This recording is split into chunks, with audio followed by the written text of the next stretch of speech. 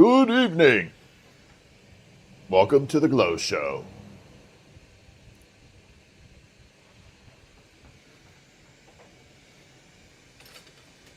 Okay.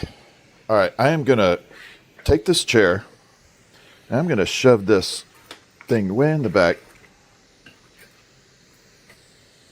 There. There. That's more like it. All right. Let's get the Glow Show on.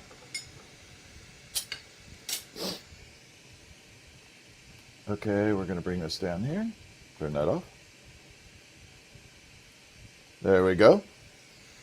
What's up, John? How you doing? What's up, Bayo? How are you? Oh, you got your box of samples? Awesome. Bayo, thank you for saying that. Welcome in, everybody. This is the Valentine's edition again. We're going to be making some Valentine's roses and actually prototype of one tonight, maybe one or two. We might prototype one or two different versions. We still have a little bit of time to get them done. Got about one more week to take orders and before we have to close it off for shipping. But we're going to get it all handled. There goes Dragonfly. Hello. What's up, Matt? How are you? Leslie? Eric?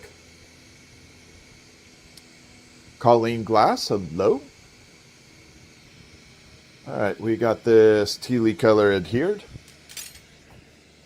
Are you serious? Wow, that cracked. There you go. That's part of the drawback. Guess we're going to do something different with this one now. I'm going to try a couple different combinations here of stuff, but mostly we're just going to have some fun.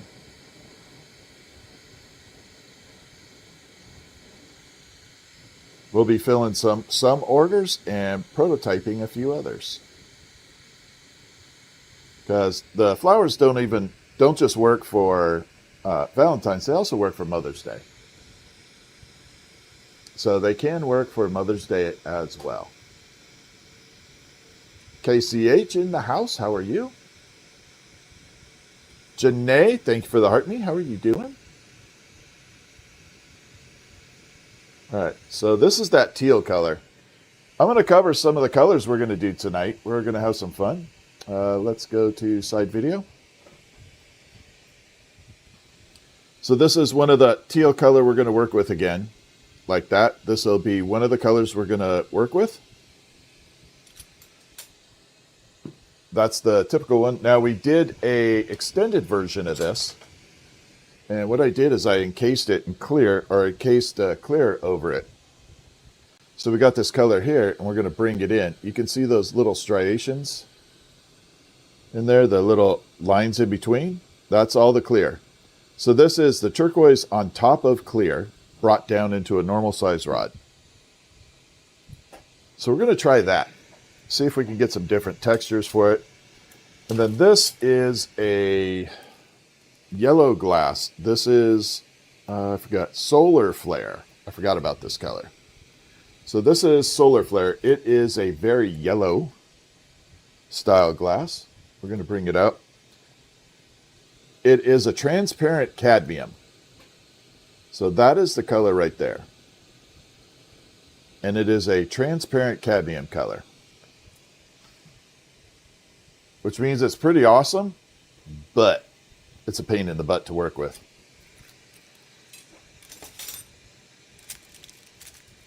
But we're going to try it anyway. Oh, maybe I don't have to cut this. This is kind of loose. Yeah, we can do it that way. We're going to try it a couple different ways here. And that should be good.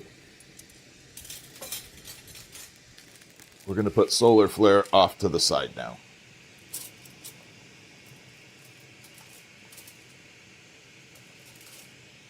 A little bit out of the way.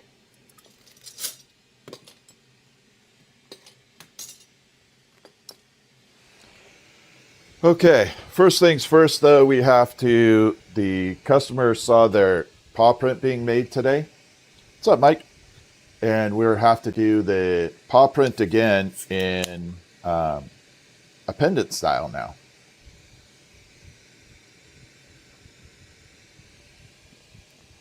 But this will contain no ash in it. So this is literally just a big ornament style.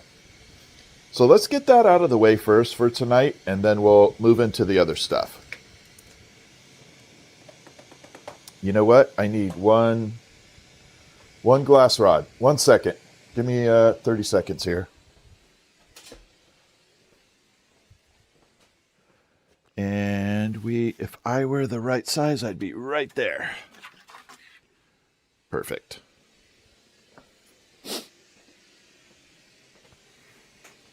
This is my huckleberry. And we're going to grip that right there, cut it, and we're going to cut this down. Right about there.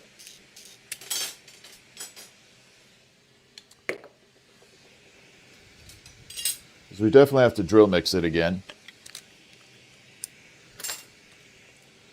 And we're going to make a paw print pendant real quick, ornament. It's not really a pendant, it's ornament size. But we have to match the exact colors. So we're going to take a combination of the two whites and create a blended white, and then make it up from there. So let's do the paw print ornament first. This will be what it looks like. It's the side view. So that is the mold that we're going to use right there. Little paw print. Makes it super easy to do. This is what the problem with carbon though. Look at that little chunk broken out. I didn't do that. I actually received it when I got my item like that. It doesn't really affect the function of that, but it was just, yeah, when I received it that way, it kind of pissed me off. But what are you going to do, right? I didn't want to send it back for something that, you know, was still functional.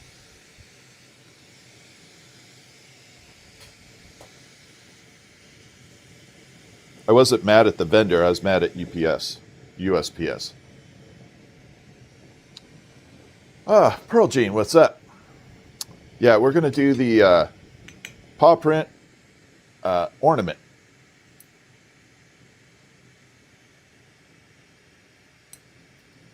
Don't do it to me.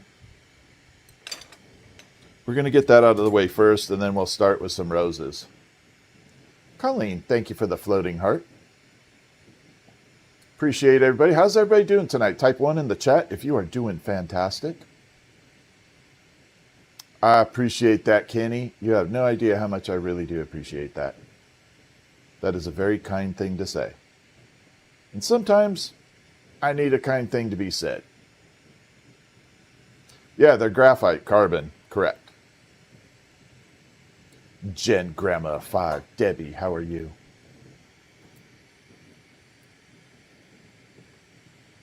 I'm hoping the audio sounds good too. We're still on the cheap microphones. I haven't figured out the audio problem with my expensive system. I have no idea what's going on with it. But it is definitely, I don't know if I got a bad cable or something in there that's bad.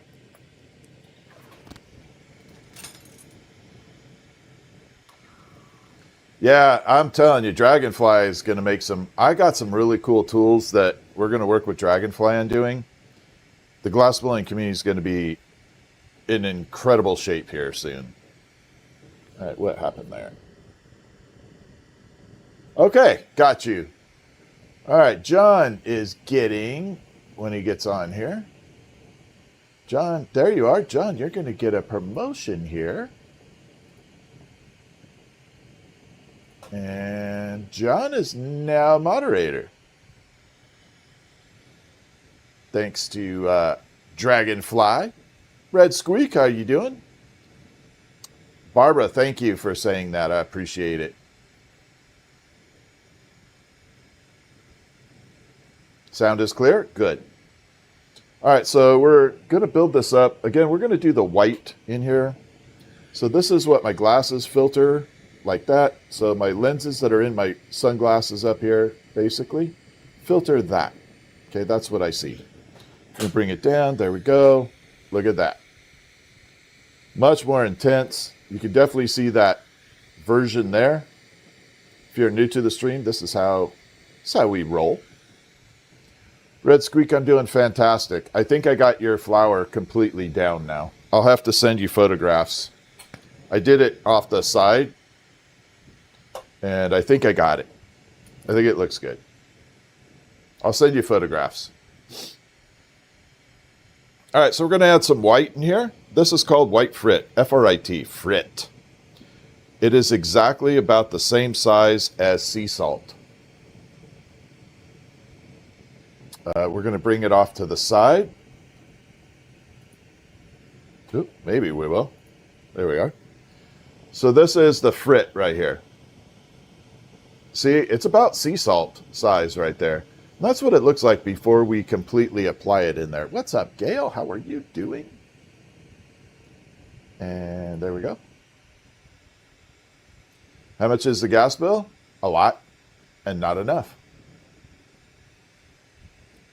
Too much for some, not enough for others.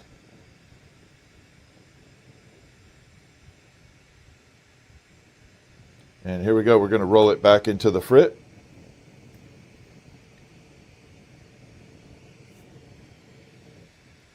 And we're going to do it one more time. Then we're going to add in the glow-in-the-dark glass.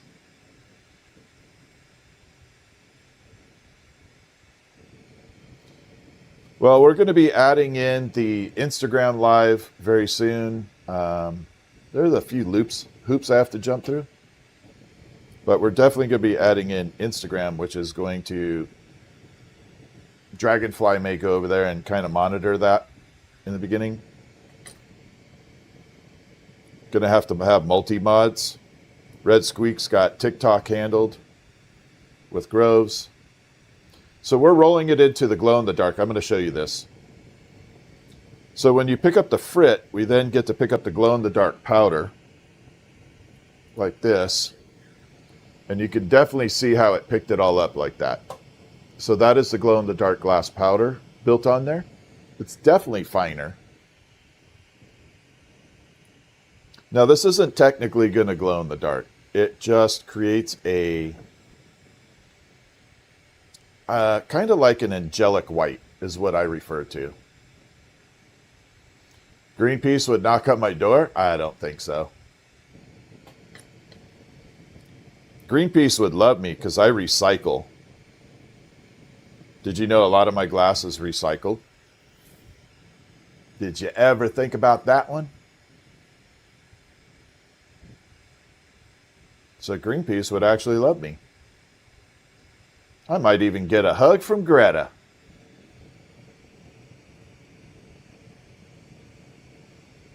Okay, so we got this all built up. So now we have all that in there. Any way you would donate nonprofit benefiting cystic? I already donate a lot to different charities. I appreciate you asking, but I already have my charities I donate to. I got you, Red Squeak. We'll move you on there too. Yeah, a lot of my glass is recycled. I'm probably one of the few glass blowers that actually does recycle their glass. All right, let's drill it up. You guys want to see the drill from the side or from the front? Yeah, absolutely, Dan. I actually was just talking about a donation today to St. Jude's. That's one of the places I do. You guys want to go side mount? Okay, let's do side. We'll go side view. So we're going to drill off from the side. There we go. And we're going to have the drill here. Can't see the drill as well, but hey. You're going to definitely see the action going on.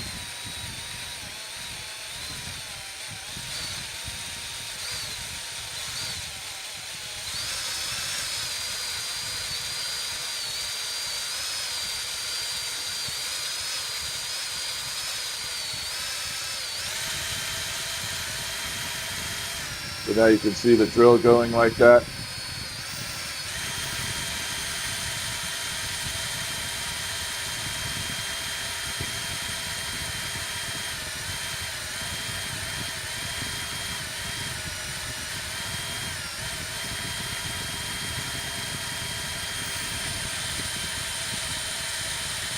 A little bit more and we should be good.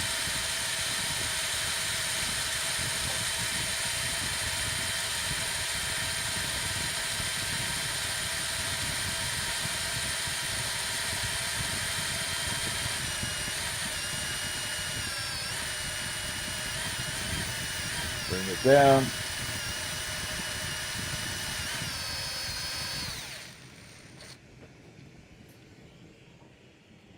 Got to move the drill out of the way after this. Let's bring it back up to front view. I wonder if I could do it this way. Hold on, let me see something here.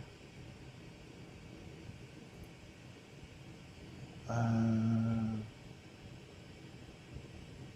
see if that actually works. All right, let me try something here. We're going to try a split screen kind of.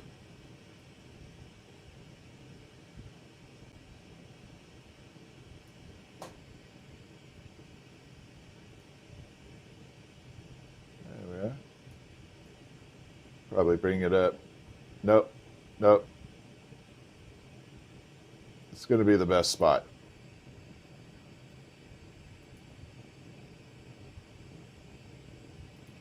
So we'll activate that when we need to. Heat doesn't transfer at all. In fact, this torch, don't do this at home, but this torch is absolutely incredible. So you can grip it like that, and it's not hot. So this is a very specialized torch. And if you know anything about torches and heat, you know you can't do that with just about anything. Actually feels really good right now though. So anyway, that's how awesome this is. All right, let's pull off this back end here. Now, don't do that at home, especially if you have a normal torch. Be bad. Okay, be very bad.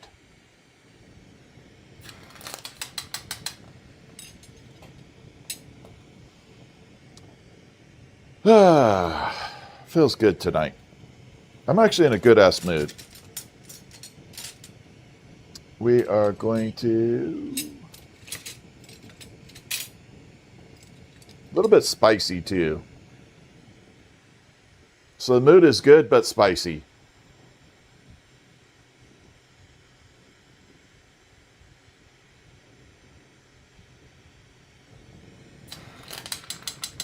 Yeah, you got spicy meat tonight. Yeah, definitely. What's up, Steven? How you doing? We are making a paw print. This is an ornament. We did the paw print memorial earlier today, and she saw it done, and she asked me if I could make one without ashes that can hang over the window. So she's going to have the memorial down below, and then above it is going to be this in the window. So it's going to be a twofer kind of spot. I think it's a kind of cool idea, to be honest.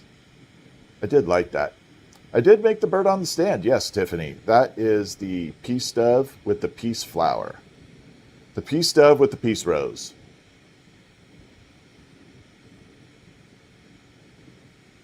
That is one that made its way back home.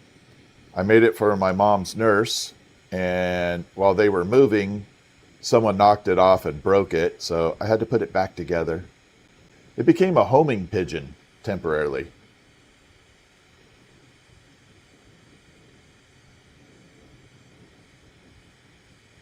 Homing pigeon found its way home to be repaired.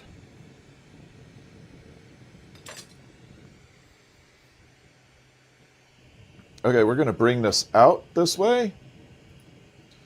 So I'm going to show you see how kind of angelic looking that is. It's almost like a cotton white. It's not completely dense. Versus this version here. This is the normal white, the porcelain, and then there is the angelic version. So I like the angelic version for most of it. We're going to use the porcelain white and deep black for accent colors. But we're going to leave this mostly in the angelic so that we can get that sunlight bouncing through it. Do you like turtles? Yeah, I like turtles. What's wrong with turtles? I like turtles. We love turtles. I like making turtles, actually. They're kind of fun.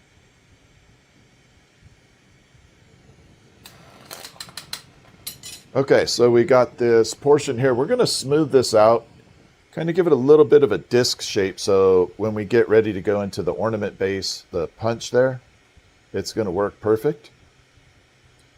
So right now we kind of have to flatten it out a little.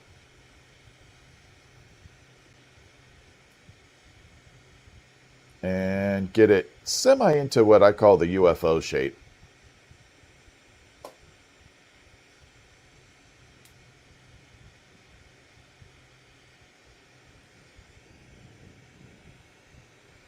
So we're going to bring it over to this mold, and we just gently push it in.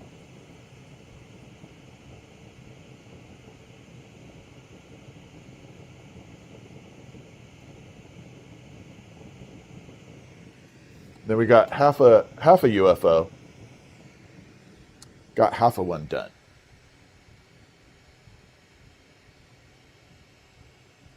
Then we're going to come across to the other side, reattach another holding rod to the back end of it. And from there, we're going to start adding all the colors in.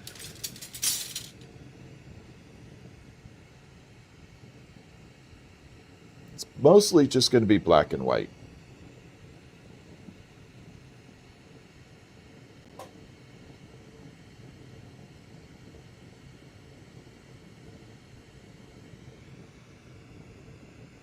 Okay, so this is my attachment point. We got to work on this section. That will be the front of the ornament when we get to it.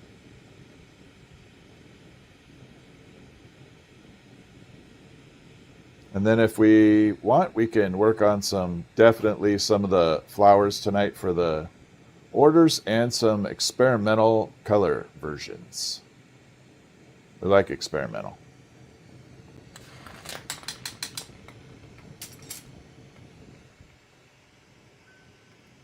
All right, here we go.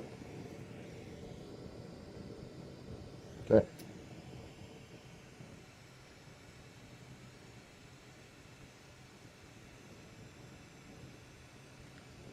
Okay, so we just got to flatten it out a little bit.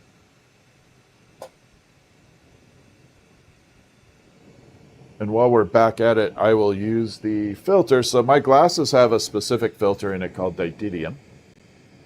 And they filter out certain spectrums of the flame. So as you can see right there, we are filtering out a little bit of that brightness that's going on. Bring it back out. There we go. Dragonfly is here, correct.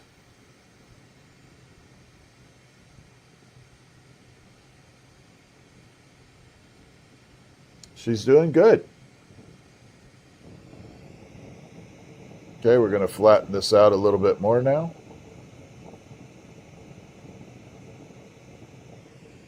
And now we got that kind of funky UFO shape. I'm going to gauge how much I need to put in here. And there we go. So this will be the mold we're going to use for the ornament. It's kind of a cool little paw print like that. And that is it right there. It has nice deep recessed print marks.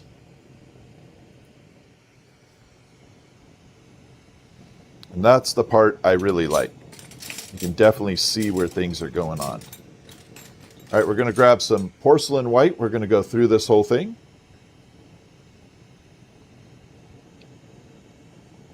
And we're going to add it all the way around here.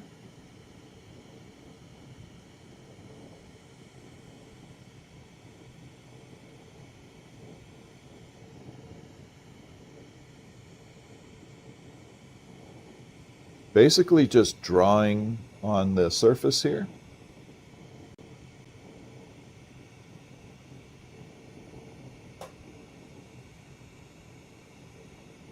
All the way around.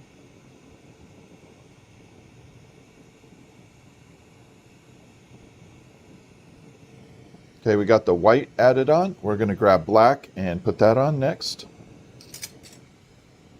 I thought I had some up here, but I may have to grab some more.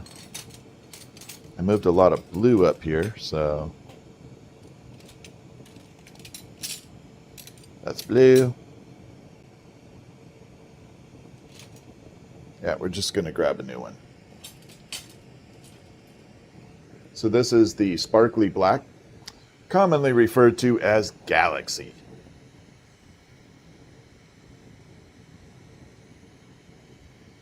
And here we go. We're going to just blend it in.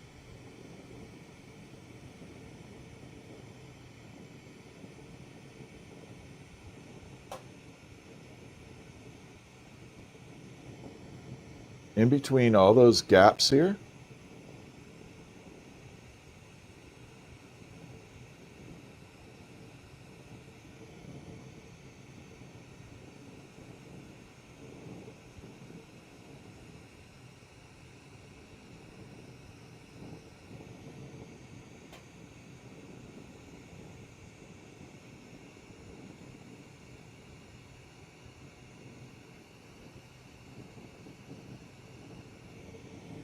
And there we go.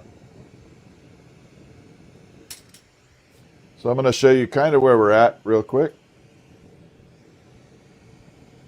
Like that.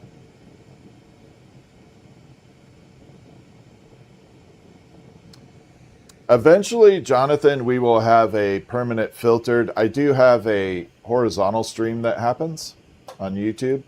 The horizontal stream will have a permanent filter on it. But that is probably going to be on the members or subscribers version as well. But this one currently does have a filter on it. So that has a little bit of a filter on it. You can see that. See underneath the flame, you got that reflection of the glass glowing down there? That's the filter reflecting on there. So that actually does have the filter. Okay, we're going to take some clear and go on top of this. Oh, I wanted to show you where we're at, damn it. So this is where the transformation really happens. Right there, it doesn't look like a whole lot of anything, okay? It just looks like a bunch of candy went sideways, okay? We're going to take that, and now we're going to use a clear rod to mix it up and hopefully get a nice blend. And if I need to add a second color back onto it, we certainly can do that.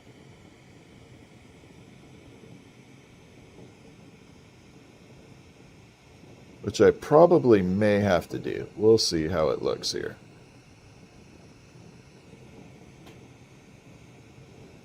And it's not a problem if I have to.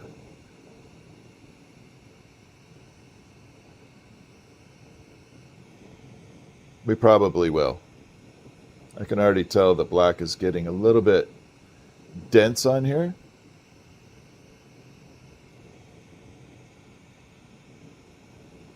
So we'll just add some white, go back on top of it again, and correct any patterns we need to correct.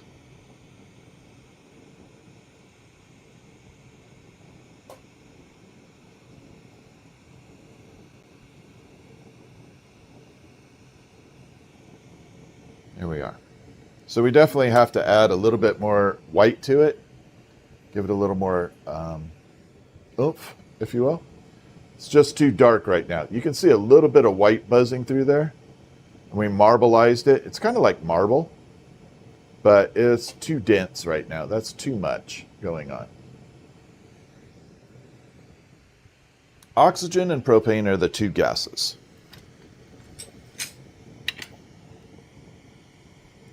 Okay, so we're going to bring it out here and add in the white.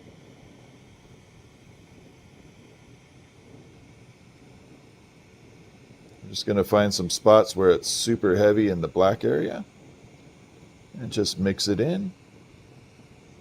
We'll do a final blend.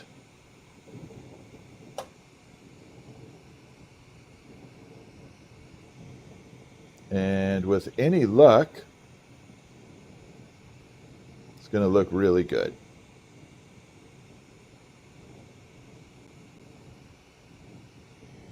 Okay, I think we're good there. We'll show you where we're at right now. So now we added a lot more of the white in there. We're going to take the clear rod and really blend everything together, and hopefully we get that marbleized look.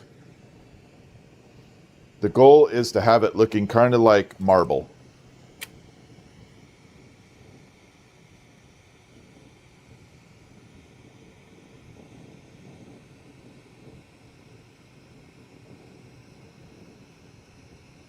And we're going to do that with all these little mini spirals in here.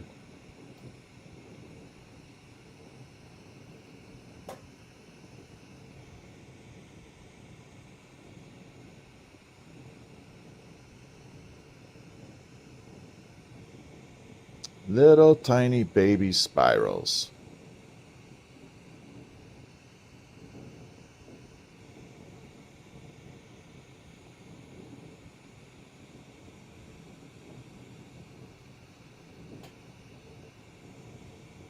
And I think that's it. A little bit of a spin right at the top.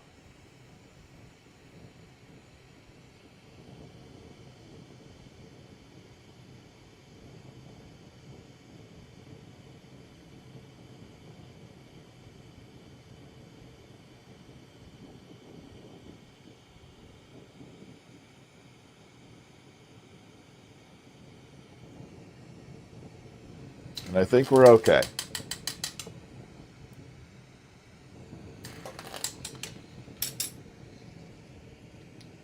Bring it back down.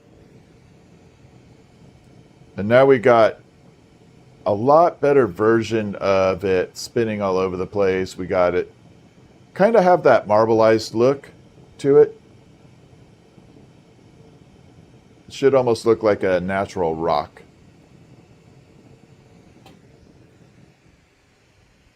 And here's where we go. We're going to heat it, superheat it, go into the mold here, and with any luck, it's going to be good on the first push.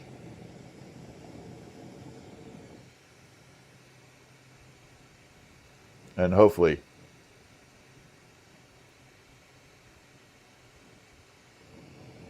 Okay, we're going to bring out the filter here. So this is the didymium filter that my glasses currently have for lenses. And that is how I see the world right now. So that is how I can see exactly what's going on. You can see it's very difficult right there. Right here, it's much better. We'll do the side view. It shows a little bit even more intense on the side. So here we are with the side filter. You can definitely see how we filter out all that. But if you notice, everything's kind of pink, pinky purple. That's why we don't use the filter only on the stuff, because everything would be pink and purple. And I'd be a pink purple Oompa Loompa. And I don't want to be a pink purple Oompa Loompa. Why don't you have to heat the mold? The mold is different. The reason I don't have to heat it is because I'm not shocking the glass. So when I heat the tools, I'm heating it while the glass is still hot. I don't want to shock it. It could crack it. Right now, I'm not worried about that. But like when you have a finished product and you go to grab it with like metal tweezers, it can shock it. Secondly, graphite or carbon retains the heat a lot better than metal. So graphite and carbon will actually retain all the heat.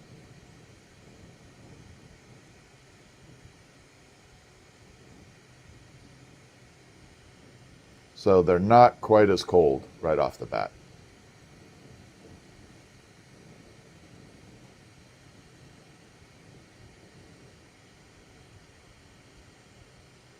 Having broken English is perfectly fine on here.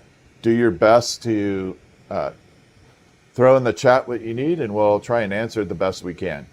Don't be upset, or don't think that anything's wrong with having to use Translate. I don't take it personally. If you are from a different country and English is like a second or third language, and you're asking questions, I'm good with that. Okay, don't ever apologize for it.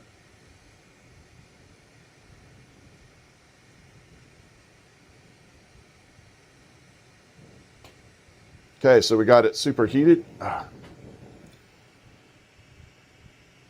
We're going to bring it over and push it right into that mold very gently.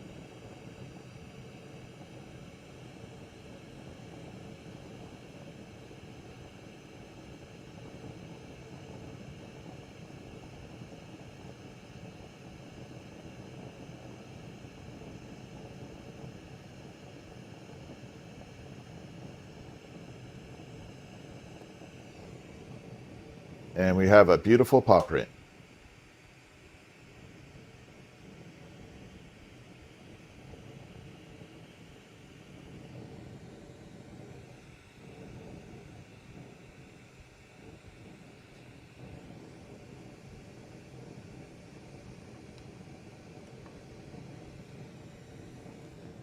I'll show it to you from the side. And there, so there we have the paw print. We're going to hot shot it so you guys can see it a little better. So I call this the hot shot. You're definitely going to see it intensified here. Can you see the paw print going?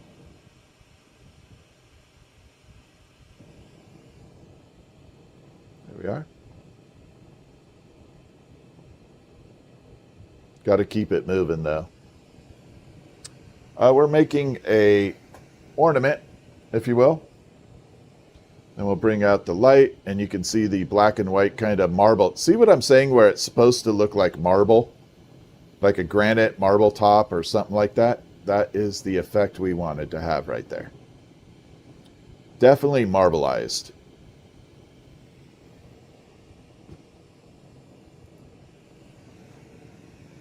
I think that'd be a beautiful marble too.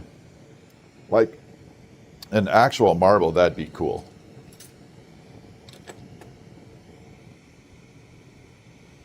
Okay, step number whatever we're at.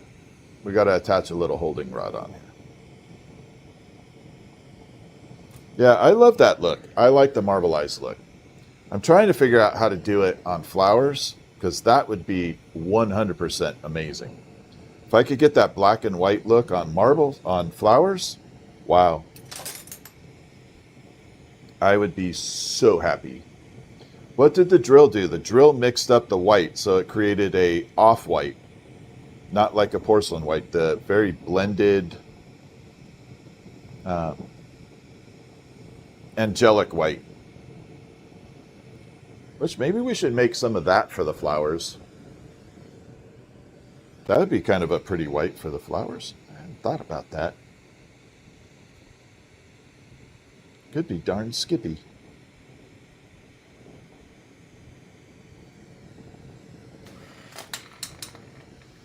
Okay, so next step is we're going to balance out the bottom here. Because we have this gigantic cave-in. So we got to remove all that. Okay, we got to clean all that up. It looks like garbage. So we're going to clean all that up.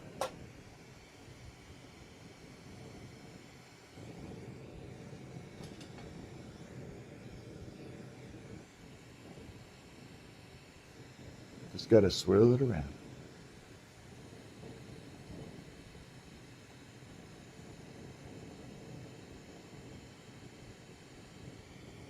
So we're going to remove that little center cap right there.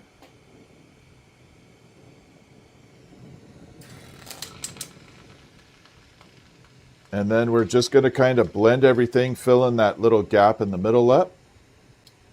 And it should thin out the sides.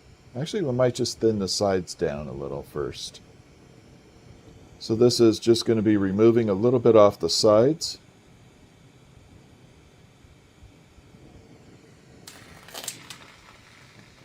Yeah, I think that white might be kind of cool for that.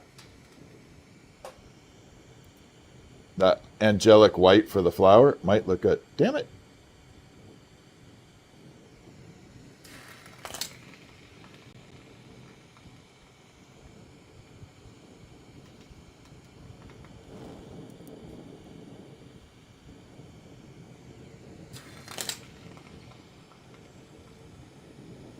Because this is an ornament, I don't want it super, super thick because it's got to hang in a window.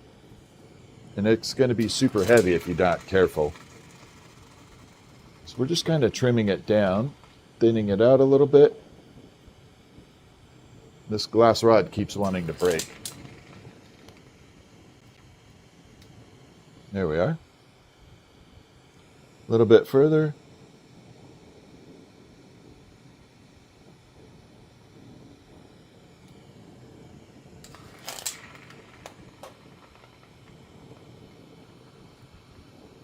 And we're just going to blend it all around.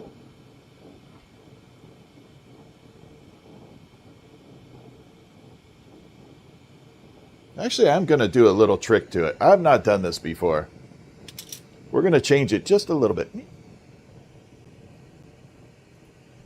So I'm going to show you what I'm dealing with. So mostly that is going to be against the outside of the window, so it's not going to be very visible, right? So not a big deal. There's the front. Okay, that's what everybody's going to see. But I have this malfunction with not making sure things look good on both sides, even though you don't see it. So we're going to put it in the frit and a little bit of the glow-in-the-dark powder and blend that in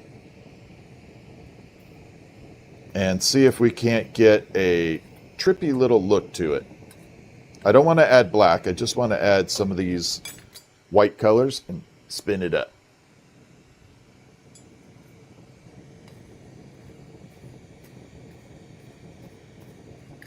Sorry, I keep talking with my hands.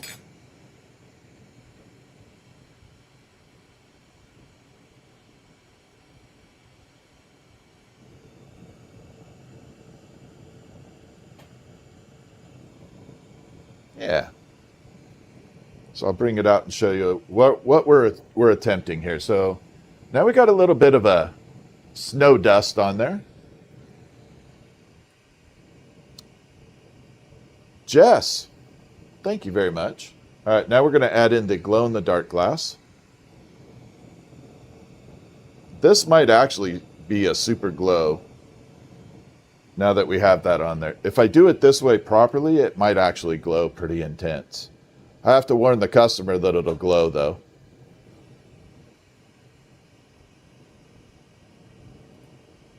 I definitely don't want to not tell them it's going to glow.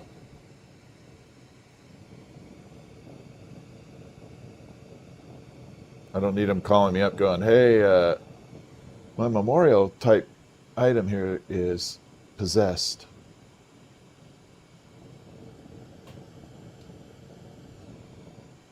There we go.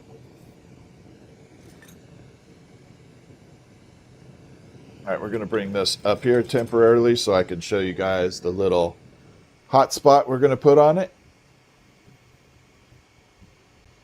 Don't even have to swirl it around. We just have to get it flat.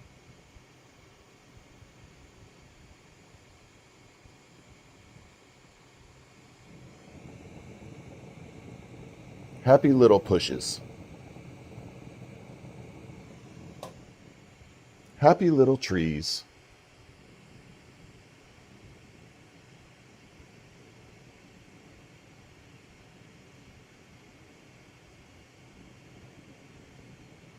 And we're almost done here.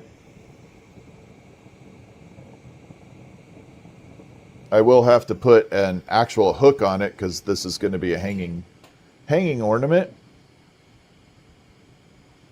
So we do have to build a pretty good size hook for it.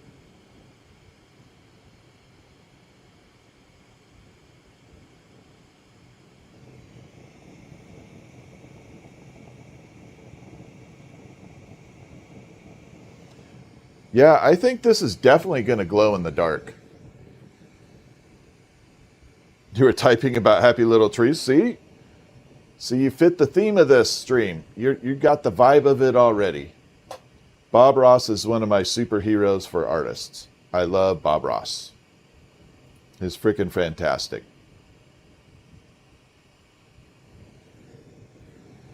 And then we got, see how the back end just looks a lot cleaner as far as it looks like it has function to it. Kind of like a snowdrift or a little bit of a snowstorm to it. And it's going to glow in the dark now. So we definitely have a nice look to it.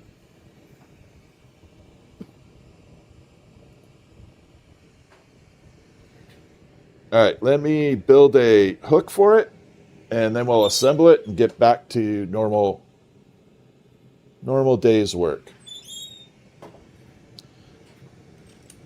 We'll go back to our regular scheduled program.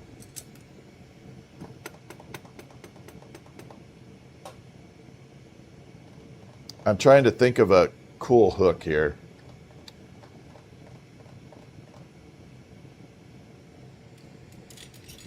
Yeah, we're gonna mix it up a little. I don't want to do a standard. That piece looks so awesome. I don't want to do a standard little. Oops. Although that could definitely throw it off. Yeah, if we do color, it might throw the whole thing off. We should not do that.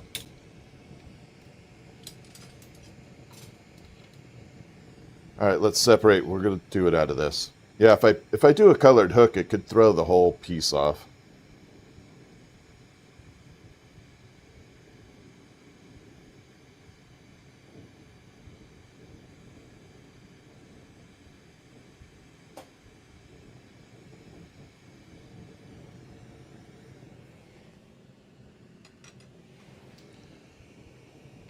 So this piece in particular is going to get a flat hook.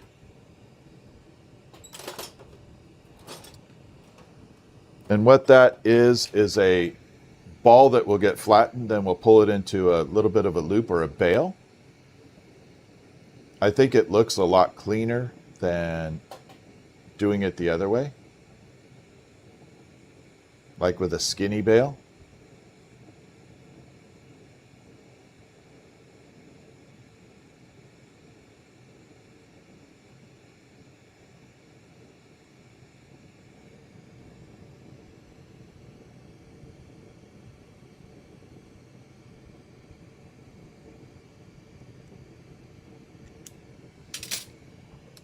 Okay, back to the side.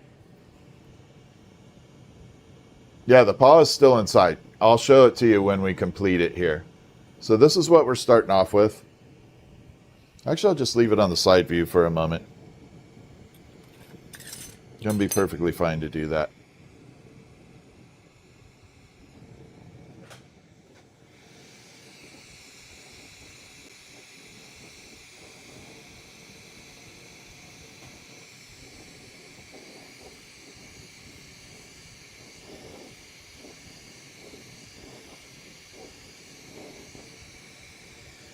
We're going to bring it out and stretch. I'm going to try and keep it in front of the camera here. Like that.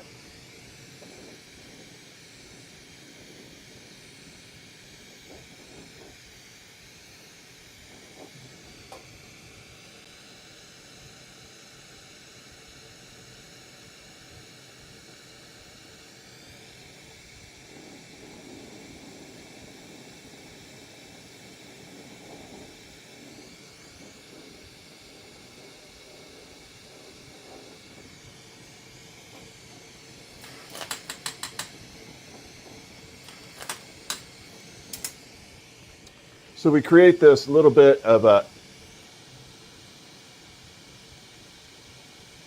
not a bumblebee. I figured that one out. Thank you for the super chat there. Oh, sorry. So we got this little shepherd's hook. So this is what it starts out like. And we're going to bring it back through. We're going to start putting it together. I like this style, bail or hook, whatever you want to call it. I think it looks much classier, much more classy than like the super skinny ones.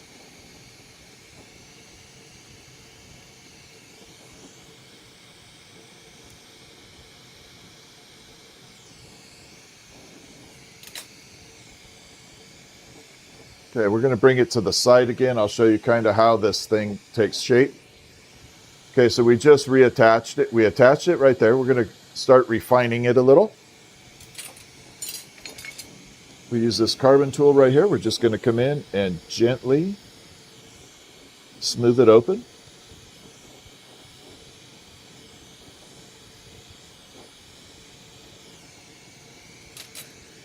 And it creates that nice clean loop now. So we got that set up.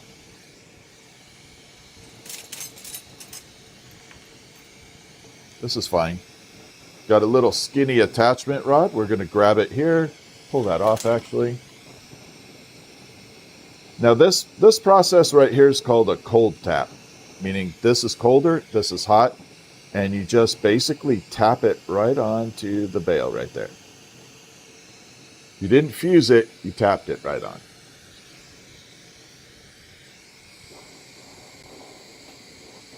Then we're going to clean it up.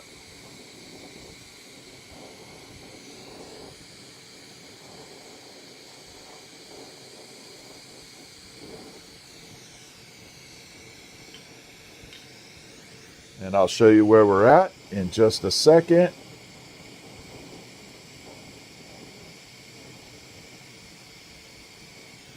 And now we got a nice durable attachment right there, so that we're going to add on.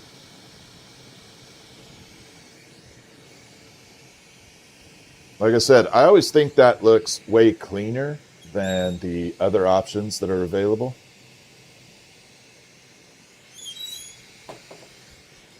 Now we just have to find dead center here. We're going to set that down for a second. And we have to find top dead center. And the way I do that is I mark it. Like that. And that's off.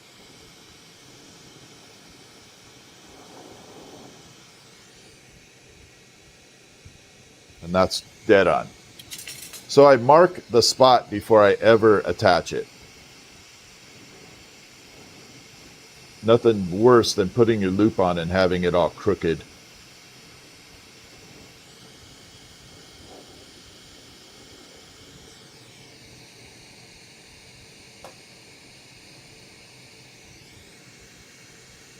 And a nice little clean attachment.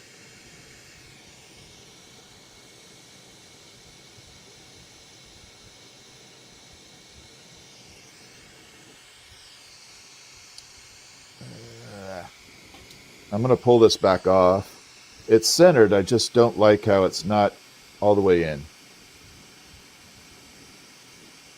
It's going to separate the hook a little bit, but that's okay.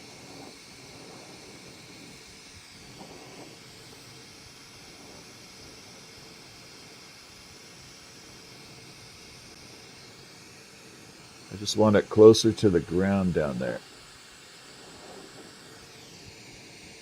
There we go.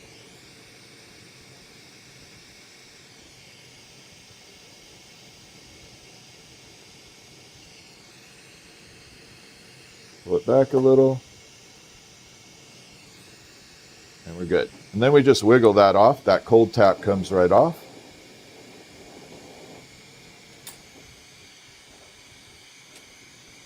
Fuse everything in nice and clean.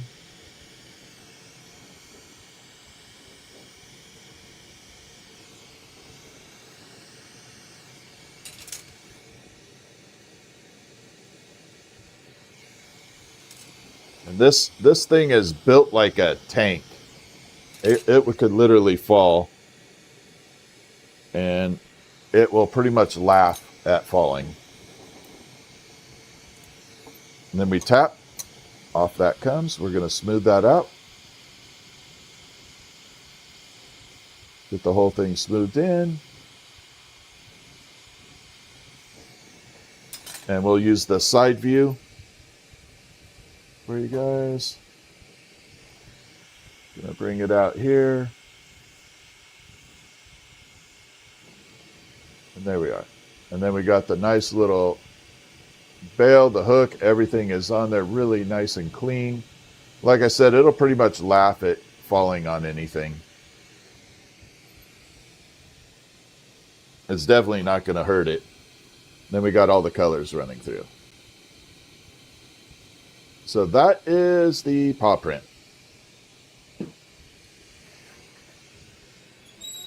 Ornament.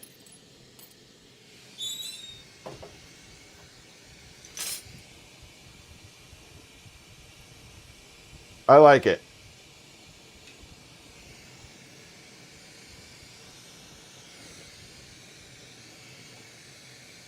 Yeah, I think that definitely has a like an Italian marble vibe to it, which is kind of what I was shooting for. Okay, so I want to try this yellow.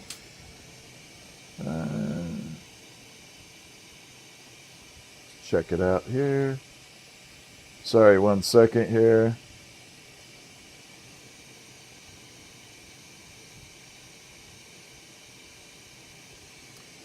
Oh, really, Nanabeth? That's interesting.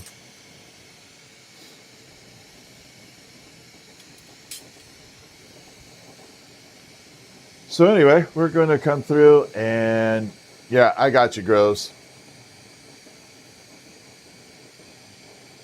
Which platform is that?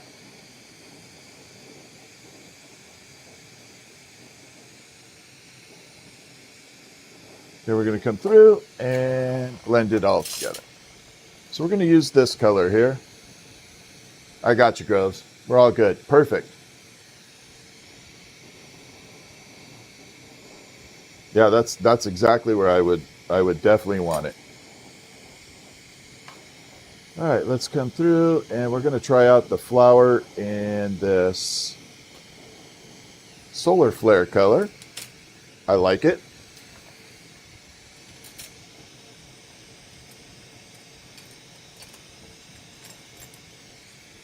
And we're going to do it small version first.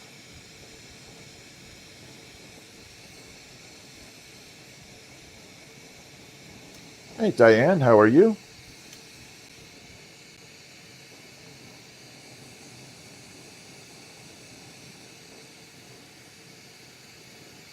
We're going to bring it back in.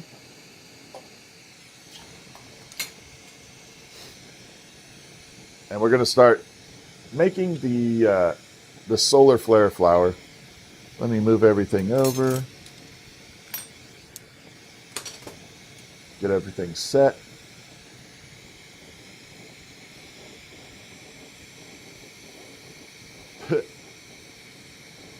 That's all good, Diane. We're all good. All right, let's start making this solar flare flower.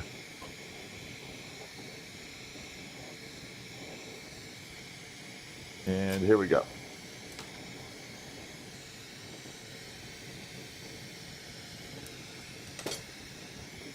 We're just going to do a small version of it right now.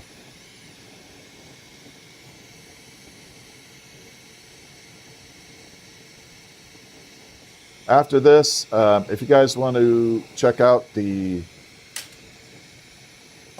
largest piece I've done out of solid glass, we can bring out the sword. It is 49 inches, top to bottom. And if you want to check it out, just type 1 in the chat.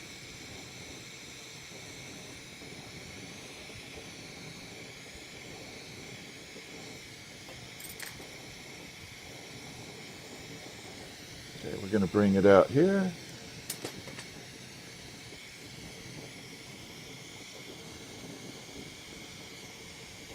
And there we go.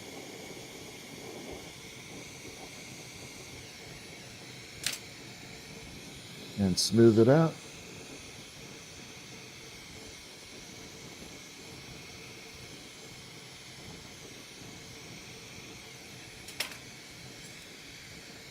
So about every third or fourth petal, we will show you what's going on.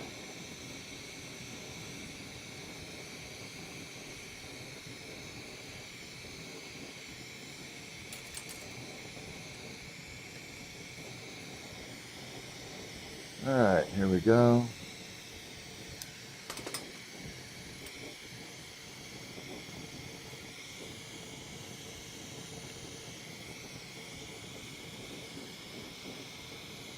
So one more after this, we'll show you where we're at. We'll break it down in stages as we go through, so you can show you the progress as we build it up.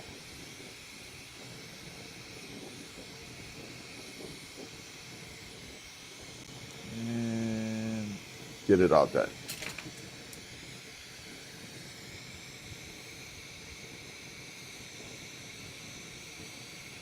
The bench surface is made of a substance called hardy backer, and it's pretty flame resistant. And then I also have a graphite spray that I use. So we take the hardy backer, we put the hardy backer down, then we use a graphite spray on top of that. Just adds a little bit of color to it. I don't like the color of the hardy backer by itself.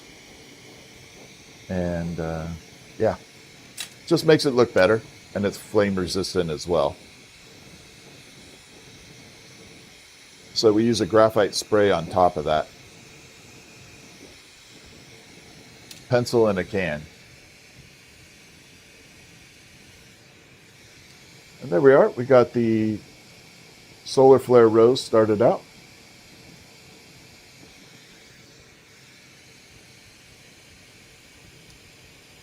Your wife just got over a nasty flu. I'm sorry to hear that.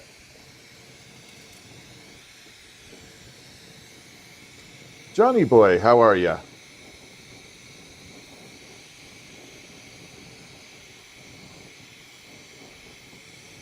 All right, so here we go. We're going to take and do a couple set, 3 more petals. I'll show you where we're at. Well, 3 more. We'll show you where we're at.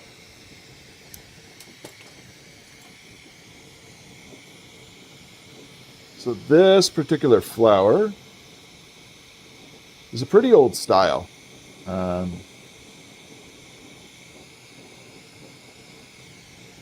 learned this flower from another glassblower that was 1, 2, 3 generations of glassblowers.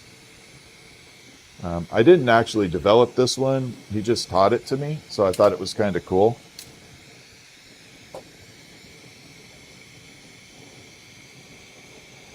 And then for a couple other things, some of the other artists that have been fantastic for learning some stuff. Of course, my mother, who was 50 plus years into it. And then you got Kevin O'Grady, who was absolutely inspirational in the marbles. Kevin taught me quite a bit about the marbles.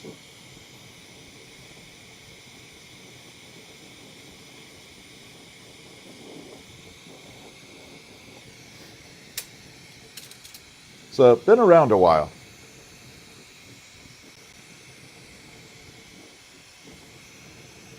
And here we go. But I would say most of my time at the MGM in Las Vegas was where I picked up a lot of stuff.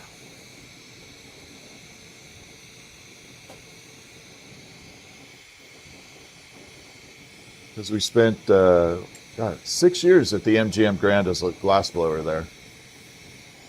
That was a fun experience.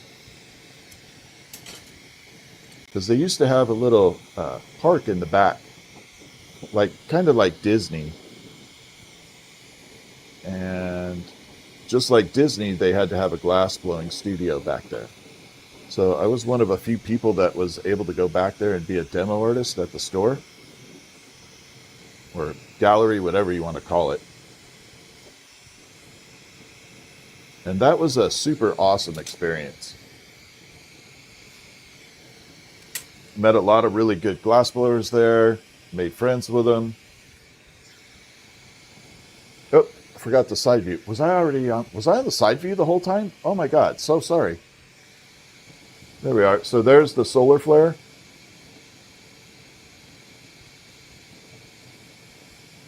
I'm kind of liking this color. When it cools down, it's going to look a lot better.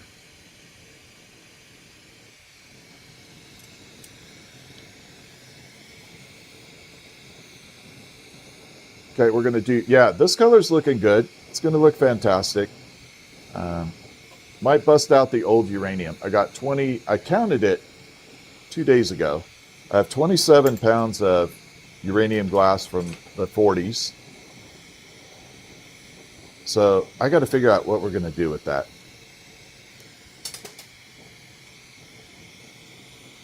Maybe I'll get some, maybe we'll mix it in with the glow-in-the-dark glass.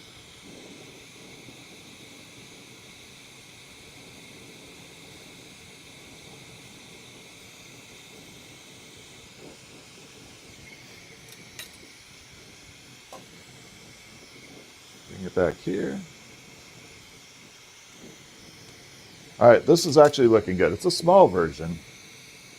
Yeah, the vintage glass is really cool. What's up, Ray? How are you doing? Save it for the future. It's 27 pounds. It's a lot of it.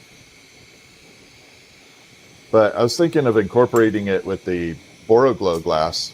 For those of you who don't know, I actually created the Boroglow, glow-in-the-dark glass. It is currently being offered by North Star Glassworks. So North Star Glassworks glow-in-the-dark is my original formula. Worked out a good deal with them, and Abe is now producing and making it happen. So that's kind of neat.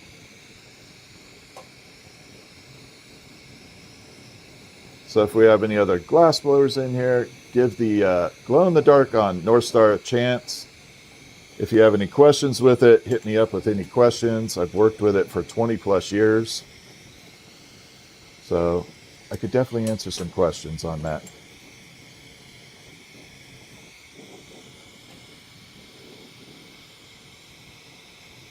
Okay, we're going to bring it up. And I got some cool, I actually have some cool glow colors coming out soon. That's not going to be the only release. Right now there's just the blue and green, but I've got some cool combos coming out. I'm hoping for an actual purple glow with purple color.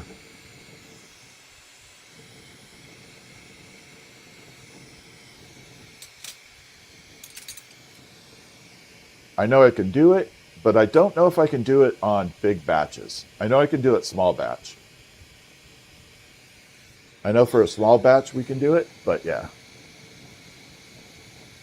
Okay, there is the solar flare looking that way. I'm kind of liking this color. I think it's looking good. Which one, Red Squeak? Home cooked dinners?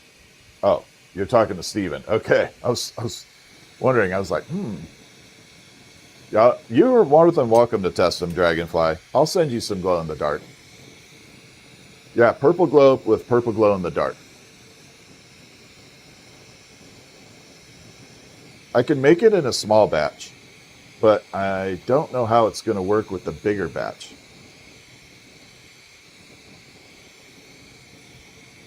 I might actually have some right here. Maybe we'll use some tonight. I know I do have purple here. I got purple, teal, yellow, red, orange, and green glow. I haven't even released that stuff to the public yet for any of it.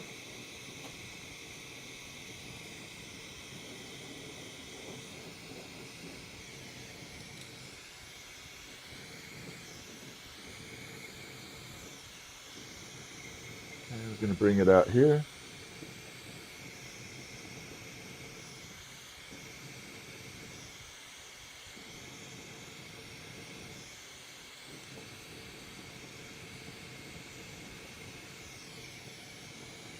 Okay, we're going to add 2 more petals on here.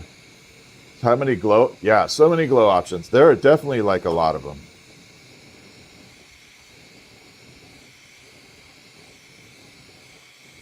The only color I haven't been able to get to glow effective is black.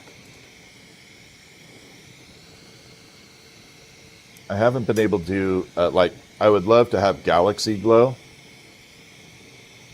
but I haven't got that one down.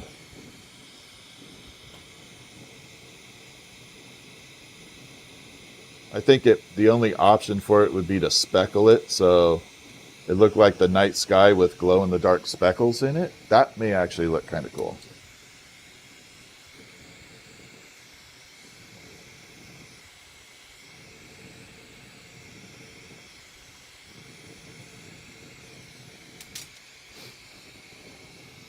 All right, one more little petal here.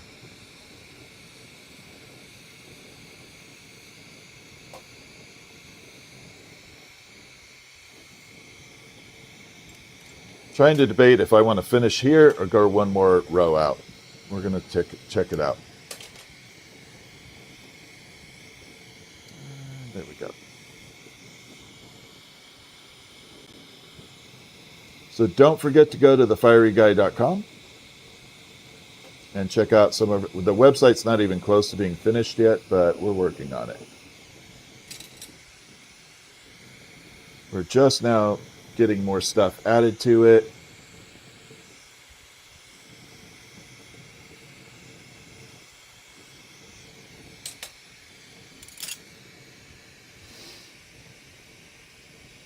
Jackie Jones, thank you very much, Johnny. Yeah, it's been a while, Johnny boy. All right, let's bring this out and see how this is looking visually. I don't know if we'll do another row to it. Now, it should be a little cool. It should be a little lighter yellow when we get done. I think I am going to do one more row on it. And I'm debating on whether we should gold fume it. That's what I was thinking, a dark rose with like Starry Night stars in it would be cool as hell. And a big shout out to everybody on YouTube and TikTok. TikTok's always been growth. We have, as you guys know, we have 3 accounts. This is the active one. My other 2 accounts, you can find them at Fiery Guy Glass and I forget the other one, the Fiery Guy some way. Fiery Guy Glass, and I forget the other one. Fiery Guy Glass, you'll be able to find it, has 120,000 subscribers. And then on YouTube, thank you all for your support. It's been an amazing journey so far. We got monetized in 3 weeks. So we hit the numbers in about 3 weeks. Got fully monetized, which definitely helps me with getting stuff done. And that's not an easy feat.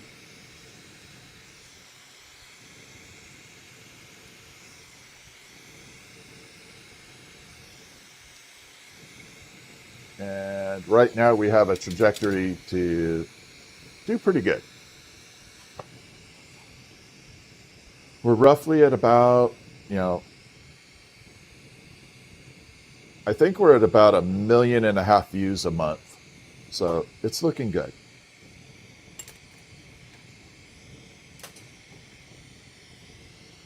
And we'll be promoting other glass blowers. We got Dragonfly and Groves in here. Hopefully bring in some guest artists every once in a while, which might be kind of fun.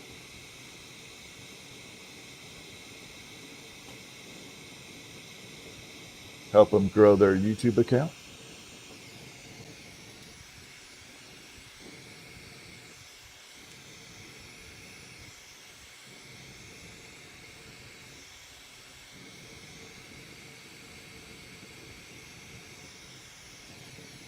And then if I have any new glass blowers in here, newer people, I have a guy that's local to here. We live like right near Pilchuck Glass Art School.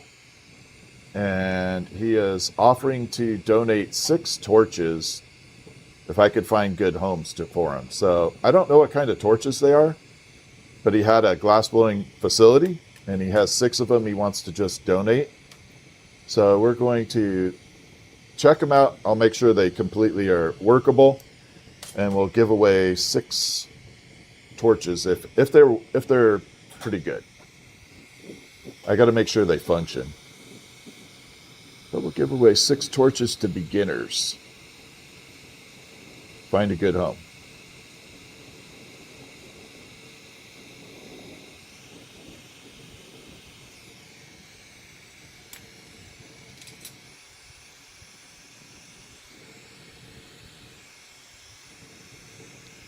I just want to make sure they're actually usable, though. Torches can be pretty well abused if they're in the wrong hands. All right, let's warm this up.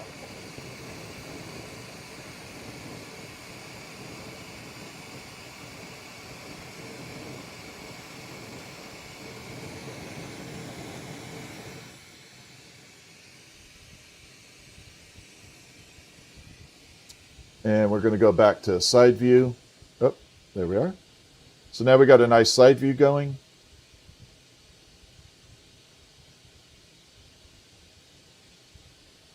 I'm debating whether we should gold fume a little bit on that.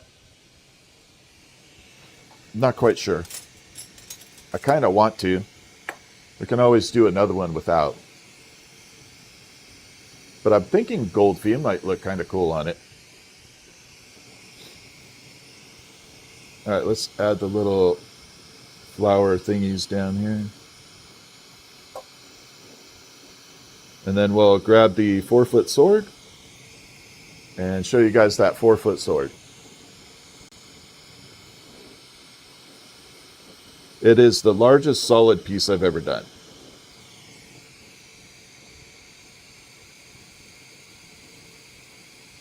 I don't have a kiln to make another one, though, unfortunately. The kiln I used to have, I called it the coffin. It was huge. And it required a 3-phase power supply. I didn't even know there was such a thing, but it was a 3-phase power plug or circuit, whatever the hell you call it. It definitely took a lot of power. The plug was like gigantic for it. But that's back in the day when we were producing a lot of glass, and yeah. Now it's just me.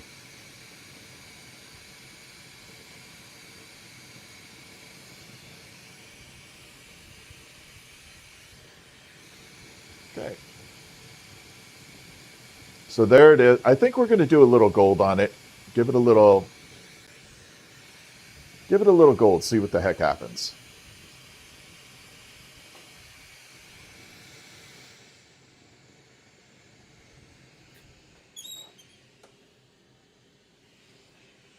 And we're going to do the gold because we can afford to do it. So we're going to add that gold in here.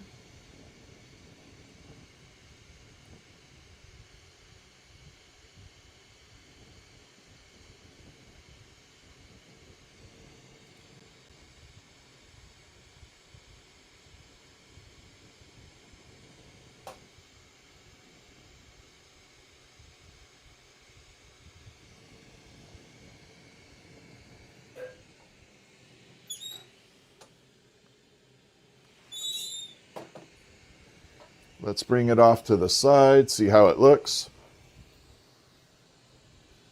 And again, I really appreciate everybody, all the support on the YouTube channel, TikTok. We'll be moving to Instagram. The live streaming's going super awesome.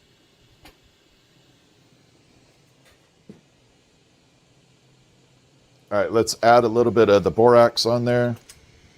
Get rid of this frit.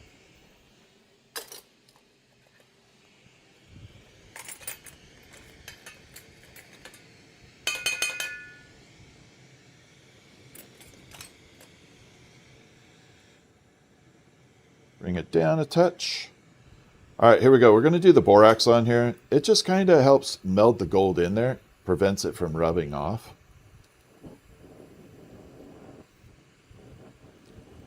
once you kind of fuse the borax on there, it stops it from completely rubbing off if you do it right.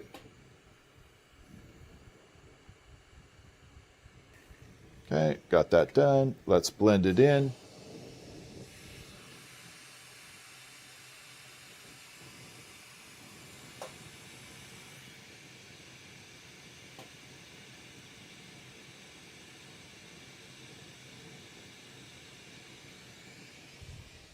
See how it looks.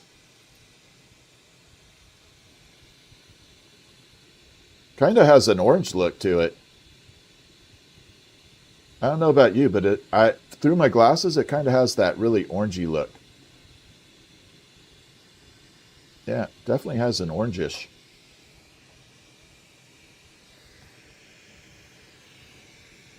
We're going to throw a little bit more gold on it and call it done.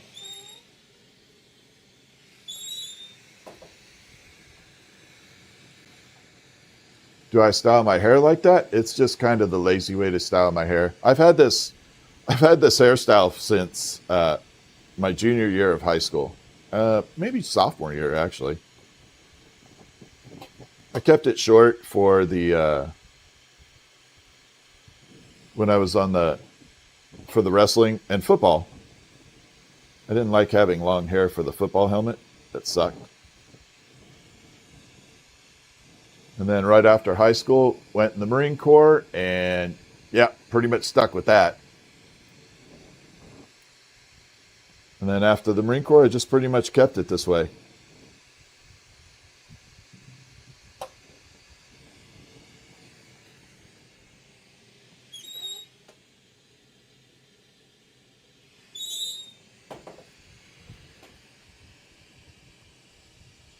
Favorite dinosaur? Me.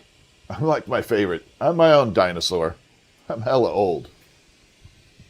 It's all good. I don't mind making fun of myself. That's why the trolls can never win. There, I like that color. I think it looks good. We're pretty happy with it.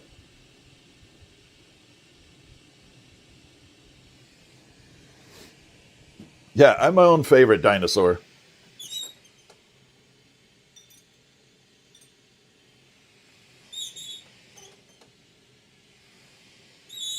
So here's the amber purple that we did. So I just pulled it out of the kiln. I ran it through the kiln.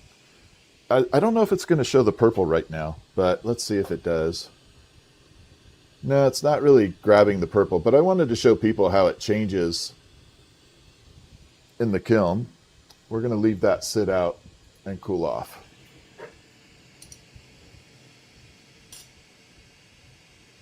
Get that done. All right, let's grab the 4-foot sword. And I'll show you guys that as promised. We'll even pull out the dragon dagger. So we made a 19-inch dagger that has dragon head, dragon body. The next one we're going to do will have dragon wings coming off of it. This one does not, unfortunately. Let me scoot by all this uranium glass. And we're good. So this is the largest of the items I've ever done out of solid. I have to pull it way back here because it won't fit in the camera otherwise. But anyway, this is the largest full-size solid piece I've ever done. Not for sale. Don't really want to sell it. Don't need to. But there's the handle for it, or the hilt, however you want to call it. The only thing that is not solid is this little bauble right here. It's a little hollow in it. It's a little bit air inside there. Other than that, that is the hilt, and bring it way back. Again, this is it. The blade is good, but it's not like as good as the dagger blade. This one's not sharp. Oops. That blade is definitely not sharp.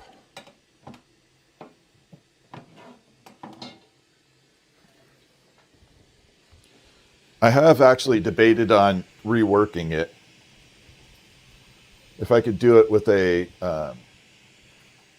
cold working the blade. But here's the dagger. The next one we're going to do, we're going to change it up. Oop, crap.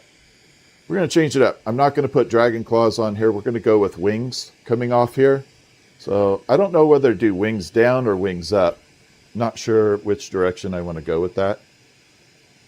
So either wings up or back down. LaFrancis Studios, how are you? And then we're going to definitely add uranium glass. We'll add dragon spine on here. So we're going to do dragon spine on the back. And definitely have uranium. We'll do an up close version. There's the eyeballs, the mouth. I think for the accents in the head, we'll do uranium eyes, and then the teeth, all of that we might do in Lucy. We might do that in the pink Lucy color. I'm going to skip the gold plating on it this time. But yeah, we definitely need a dragon spine back there. So this part, it's smooth right now. If I had to redo it again, I would definitely make a dragon spine on it. And then the blade is pretty straight all the way across, nice and clean. Make the eyes red. Yeah, I was thinking uranium green would be kind of cool. I think uranium green would be cool for the eyes. Not sure though. Samurai sword, that would be fun. The blade would definitely be a challenge. The samurai sword definitely has a much different blade to it. Like when I made the dagger one, the first attempt at the blade was really hooked. It almost looked like a comma. So I didn't keep that one handy. I actually trashed it. I wish I had kept it though, so I could show people. And then this is the actual glow-in-the-dark glass. This is a solid chunk of the glow. I'm going to show you guys the actual glow-in-the-dark. This is the stuff that I invented, I made, created, now being sold by North Star. Not in rod form yet. So this is the actual glow-in-the-dark that is North Star. Watch. Boom. So that is the... Come on, camera. There we go. This is the glow-in-the-dark version. You can even see it starting to glow like that. Even in this light source, it'll still glow. A little chunky in the front. That definitely shows it. So yeah, that is the actual glow-in-the-dark that I created like 20-something years ago. No, there's no painted glass. Zero. No painting.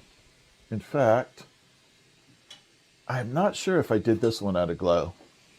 I think I did. So this is glow-in-the-dark with gold fuming on it. Yeah. So this is what the glow with the gold fume looks like. This was a little piece that I was working on and I broke, and I just didn't have the heart to kind of throw it away. But yeah, this was a little flower we were working on, and I just don't have the heart to throw it away just yet. But that's the glow in the dark with the gold. Gonna park that guy back up here. There we are. And it's definitely not gonna hang. Uh-oh. All right, I'll have to work on putting that back up.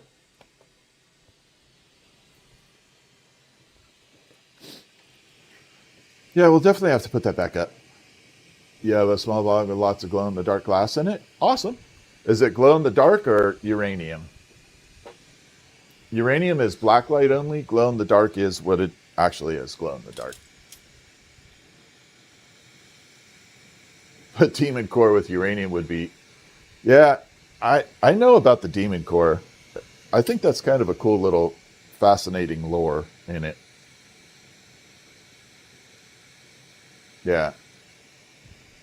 I know all about the demon core. All right, we are going to make a little bit of glow in the dark real quick. I'm going to prep for it real fast. We're going to make a piece of glow-in-the-dark tubing, and then we'll go from there. We got to scratch this. There we go.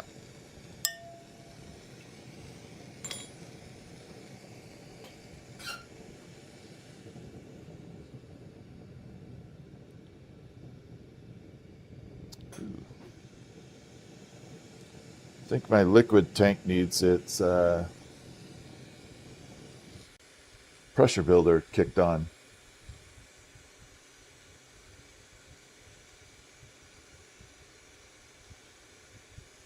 So this part is called pulling a point.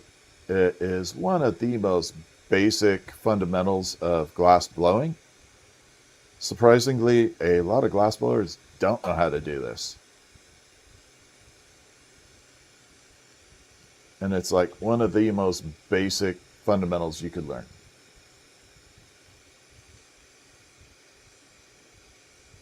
This is very old school.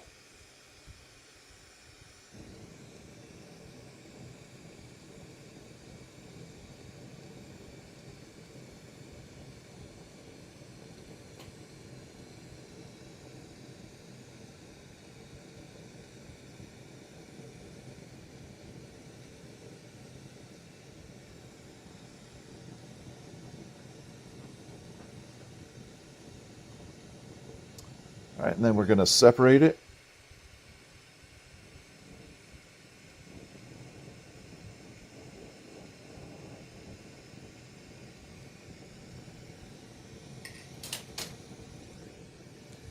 Preheat, and we're all good.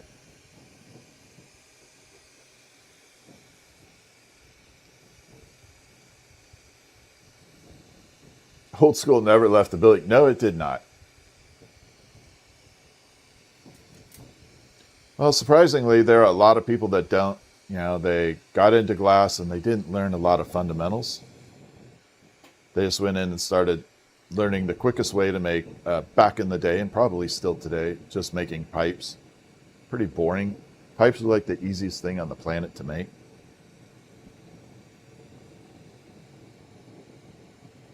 Just basic ones. There are some ornate ones and some people that do some amazing job with it, but skipped a lot of fundamentals.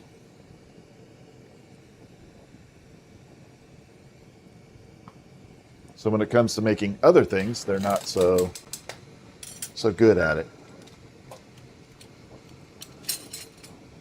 Okay, we're going to bring it out here and smooth it open.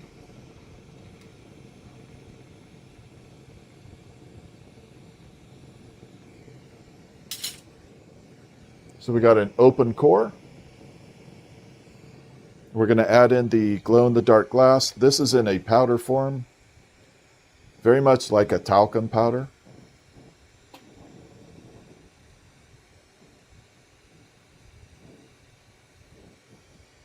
And we're going to spread it in here evenly. This is one of my favorite tools. It's just a simple spoon. Don't need a whole lot of expensive, super amazing tools. You can get away with a lot of different stuff that is laying around the house for carving and doing all kinds of things with it.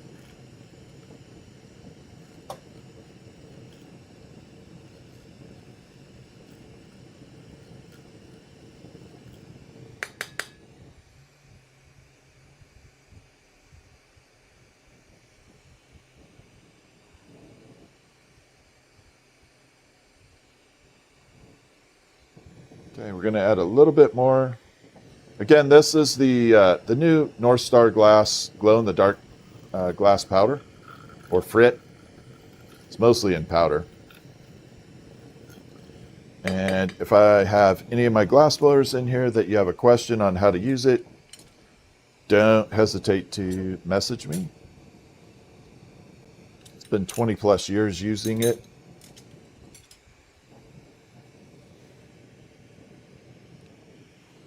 There are a few tips and tricks with it.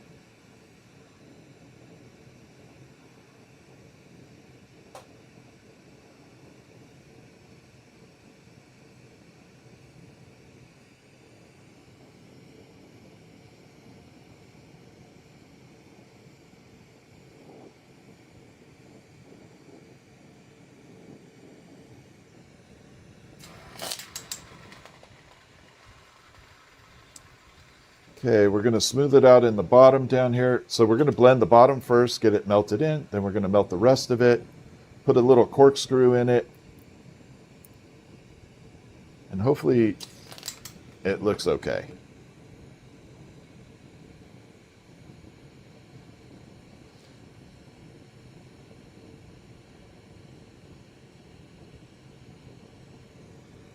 And then this is the blue version of the glow-in-the-dark. Luna, I started because my mother pretty much started glassblowing when I was 2 years old, or lamp working.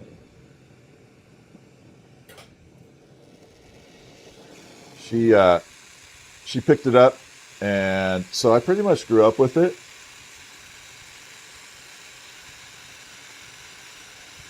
That's what got me started.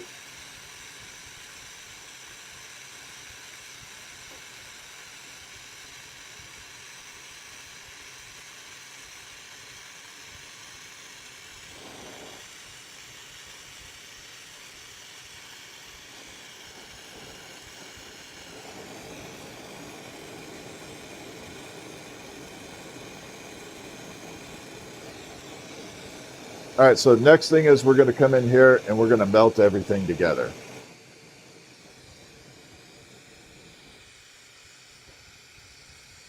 How much has the tech and quality changed? Quite a bit. It's gone up and down. Original Pyrex back in the day, I would say late 70s, Pyrex was pretty good quality. It was basically all that was around. You had Shot Duran, which was another company.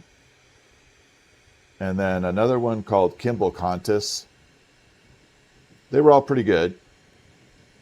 But somewhere around, I would say mid-80s, the glass took a swing. The quality of the clear went way down. And I mean, it went way down. And then about 1986, 87, the pipe scene started taking effect. And the consumption of all the raw materials started getting crazy because of that stream. And it just increased the volume of everything. So the tech got a lot more. The color palette definitely expanded from like 86 up because of the pipe scene. That's why people rip on pipes and the pipe makers, and I don't like that. Because without them, there would be absolutely no color palette. You know, I don't have a problem with the industry, I just don't do it. But without them, the colors would not exist. None of it would. They funded all of it.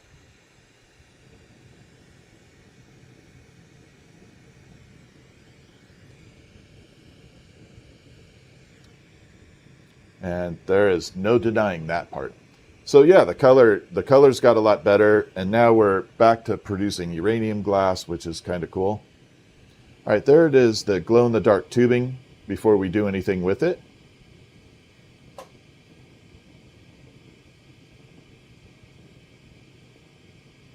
Like that. We're going to park a little corkscrew in there.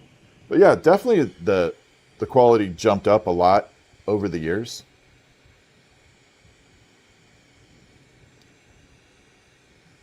You know, and as technology gets better, things get better too. But even like some of the old glass blowing lathes, I would rather have a lathe from like 1940, a Lytton lathe from 1940, than a brand new one from another company. Those old cast iron lathes are amazing.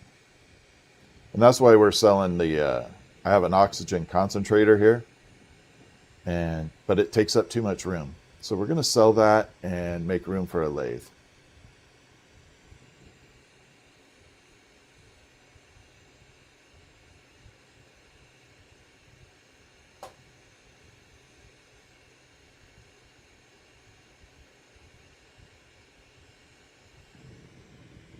I got some pretty good ideas of things to do on a lathe.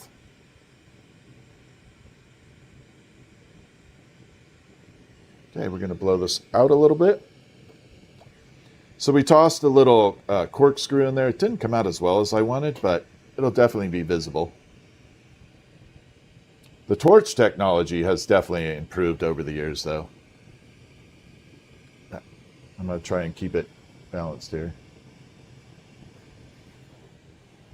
So we'll bring it out this way. You can see that little spiral, that corkscrew running in there. So we just kind of twisted a little spiral in there. It's not as clean as I normally do, but we can fix it up a little. See if I can take it down a little and clean it up. And of course, you're going to have the people that, you know, the haters out there that no matter what you do, they're going to hate. And that's okay. They come and go.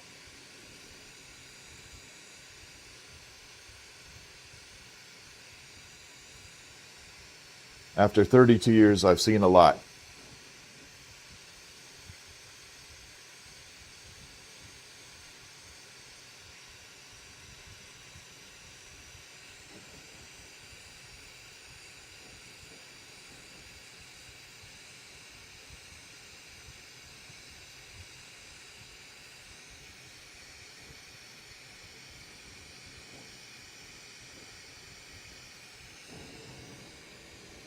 Now we got a cool spiral in there.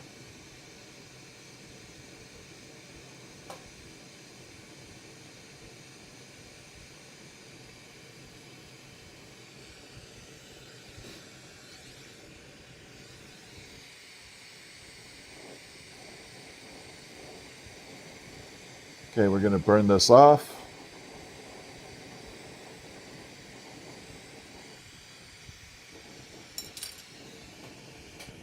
Bring it down. I don't know quite what I'm going to do with this yet. We'll figure something cool with it.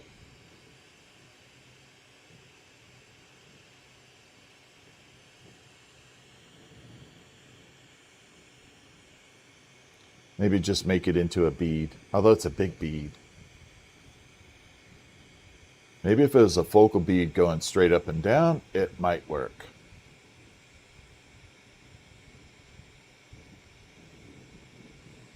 It definitely would not work sideways.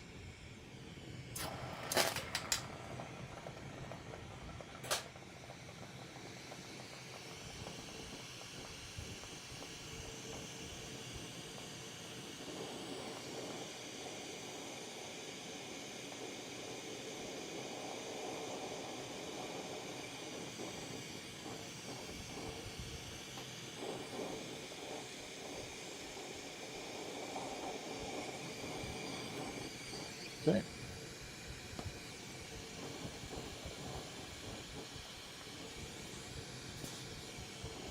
Little air puff in there.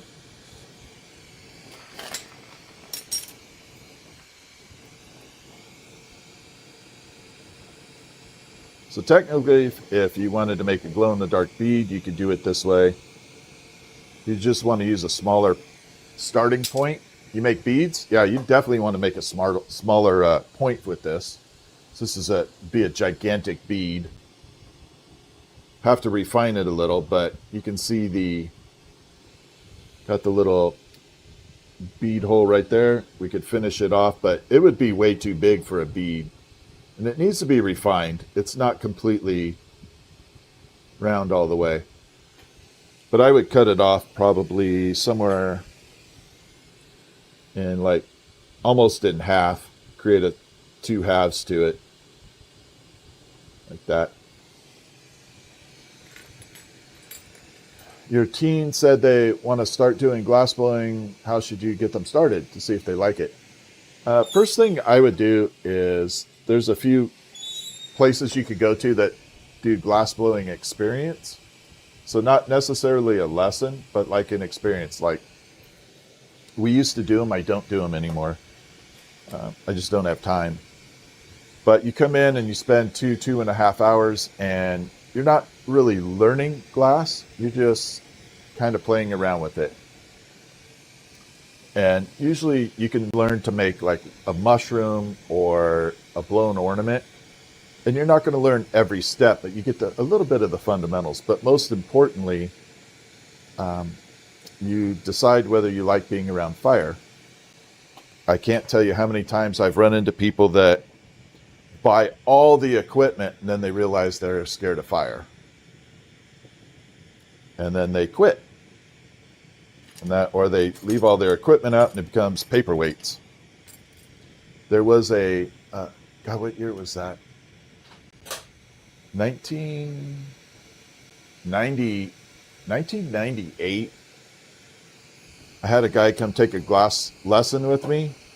He actually booked me for the entire weekend. I was working at a place called Sundance Art Glass Studios. Not working, but contracted to do glassblowing lessons with him. And this guy booked me for the entire weekend. And when I showed up, he had a degree in glassblowing.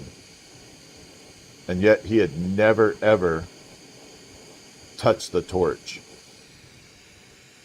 I didn't quite understand how you could get a degree in glassblowing without having done any of it. But apparently it was theoretical. I don't know. But he had a degree in glassblowing and had never worked with glass. And he hired me for the weekend, private, to teach him how to do glass. It was crazy. What's the biggest piece I've made? I have a 4-foot sword behind me. I'll grab it one more time. It's the largest solid piece. It is a 4-foot sword. We'll just grab it real quick. Give me 30 seconds here. So I got to grab it and we'll bring it in. It doesn't quite fit in the camera. But yeah, do a glassblowing experience. Jess, if you need help finding someone, let me know, contact me, and I can direct you to the right people. Not everybody I would send someone to. There are some real bad apples out there.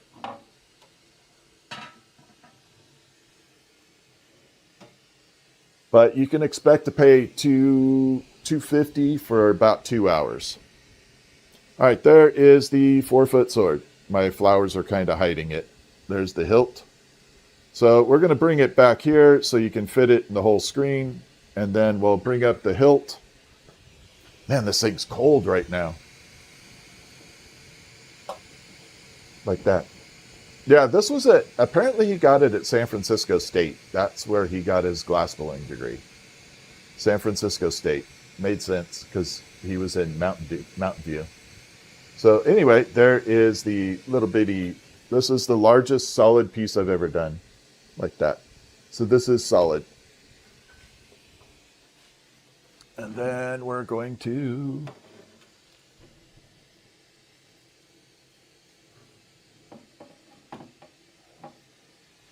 grab the dagger. Unfortunately, some of these designs I did a very long time ago and people copied them or knocked them off, which happens. Yeah, there's the little dagger.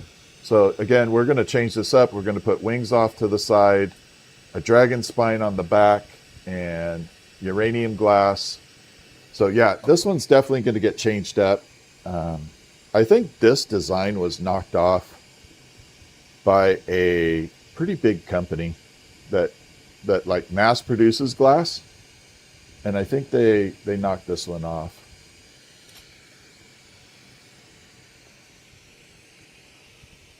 Did a knockoff of it.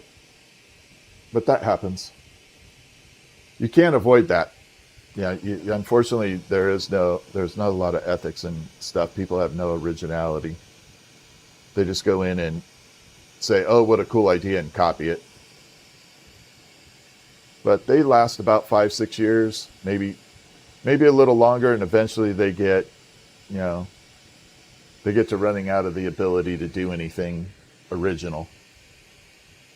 And yeah. So yeah, there's the dagger. We have a microphone.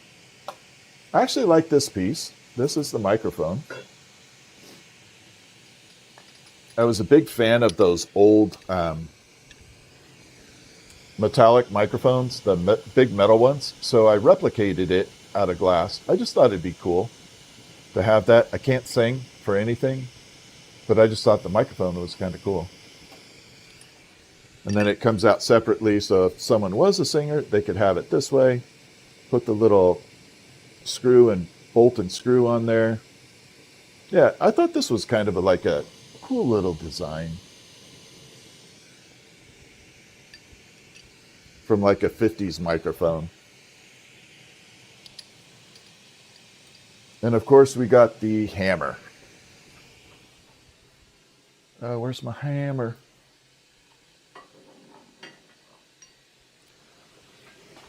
So this is the actual hammer that is used on...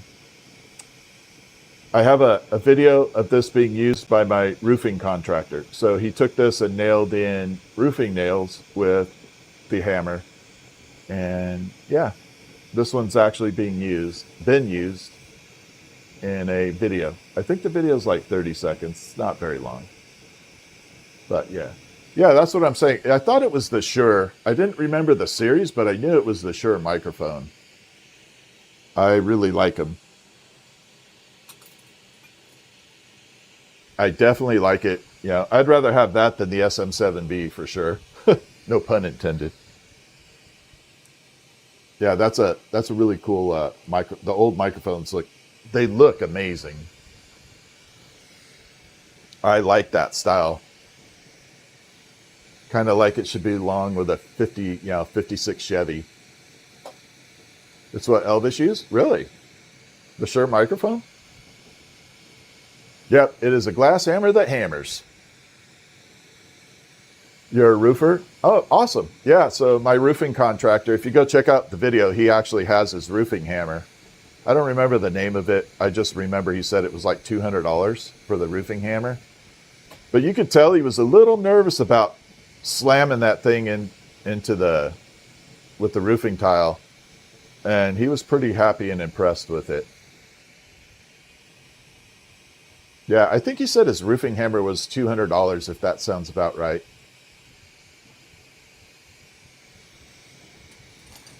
And he loved that hammer, I can tell you that. Okay, we're going to create a kind of an organic blend of colors that we're going to pull down and be able to use for a flower. Okay, we'll take care of that later. Let's get this done. And there we go.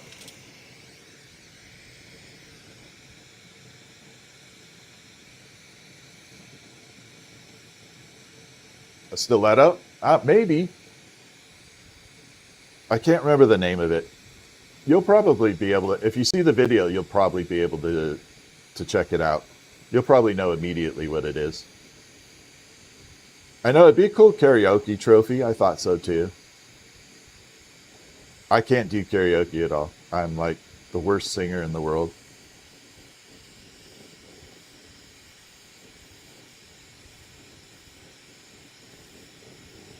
Yeah, definitely that doesn't work.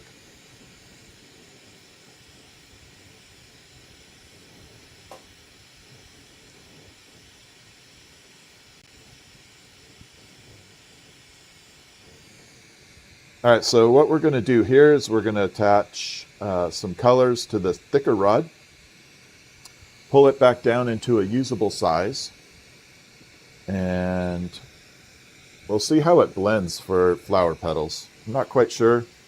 We're going to use some odd combinations and just check it out, like one of a kind.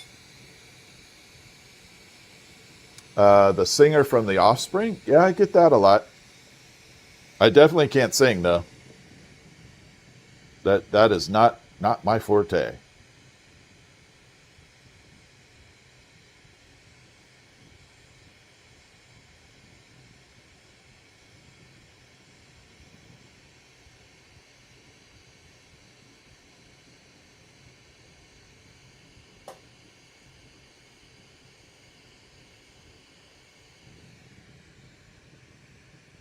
All right, there we are.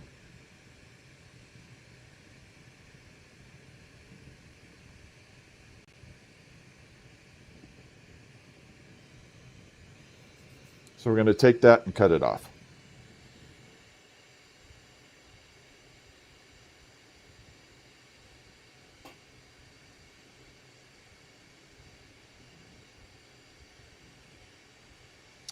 Definitely going to have to turn on the pressure builder, unless my liquid tank's already running out. That could be a possibility too. It's gone a little over a week.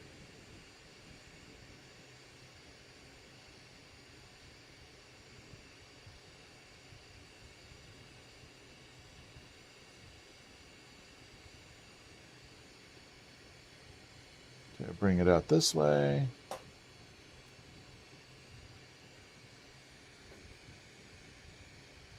So yeah, we'll burn through a liquid oxygen tank about once a week. Yeah, Dexter Holland, that's it.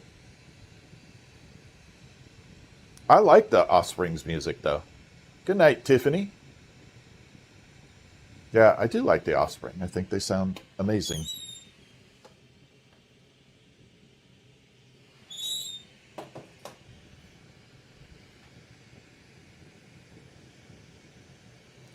Okay, let's add some colors in here and see what we get.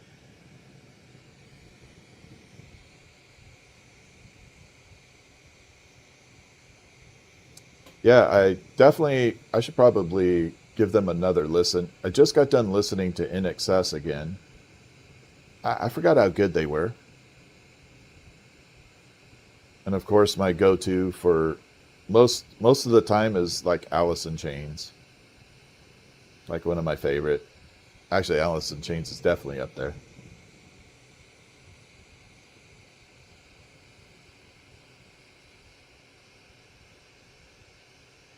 Get down here. And here we go.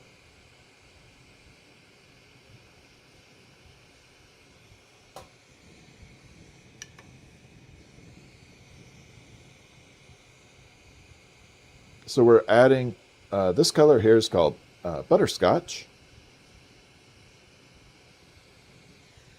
It is part of the kind of amber purple line. And I think it is absolutely fantastic. Then we're going to use that teal type color. I think this is silver unobtainium. I'm not 1,000% sure. Like I said, my colors got mixed up. Someone came in and decided to try and help me out with my colors and mixed them all up in some batches.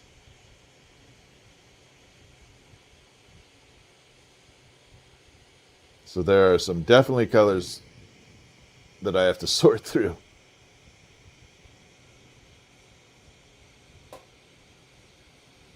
Luckily, I have a lot of it still in 5-pound bundles, so we're okay.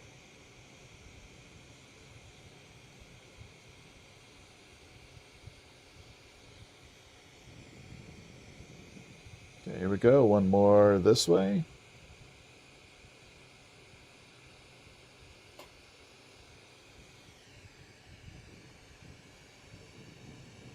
How much teal do I have there? A little bit more. One more stripe of teal. Let's even it out.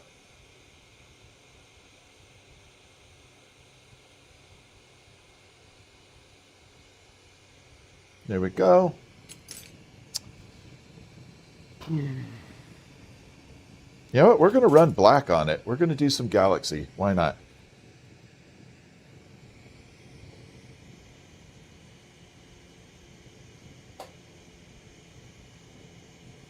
Let's run some galaxy on here.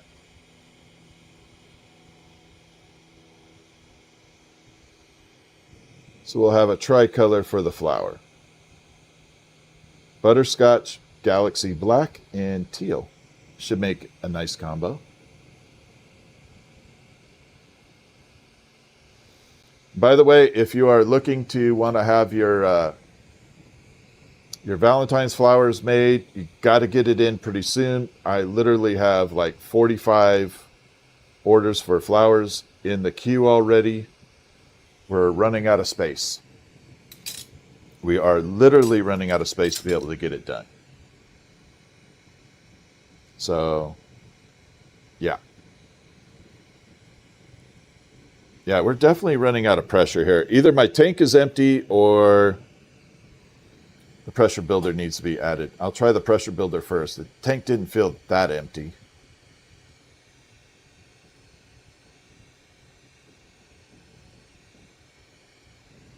Okay, so we got all three colors built up here. I'm going to use the light source on here. What's up, GG? Are you on? Oh, there's a black light. Okay, so there's teal, butterscotch, galaxy. Teal, butterscotch, galaxy. So we should be able to get a really nice pull. I should have enough on here to be able to pull it, to be able to make at least one flower.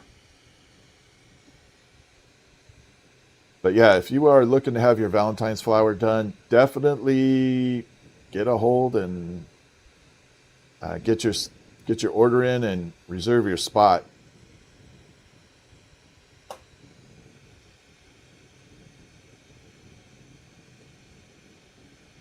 Because again, we need time to be able to make it, but not only that, but it needs to be able to be shipped. So we're going to have to deal with shipping times.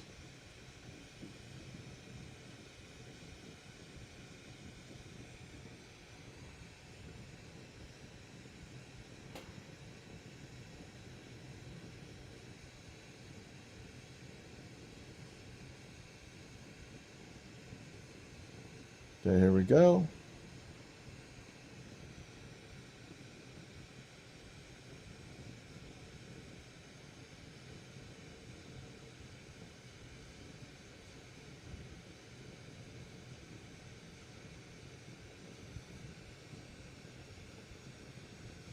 Oops, crap, hit my kiln.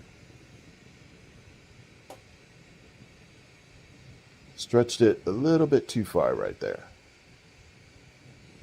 All right, we're going to put that aside and grab the one more punty here, pull it down. And as I said, I hope we should have enough for a full flower on this. And I'm hoping it looks amazing too.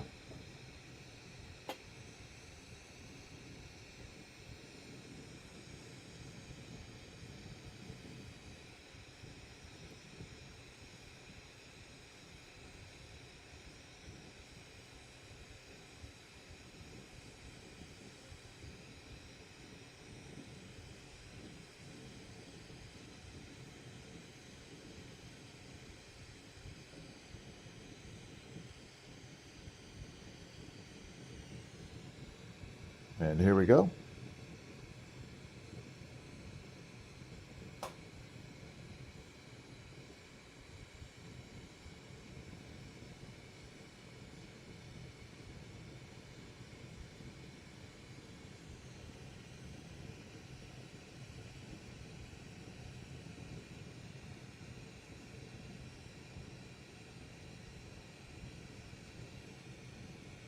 A little bit further here.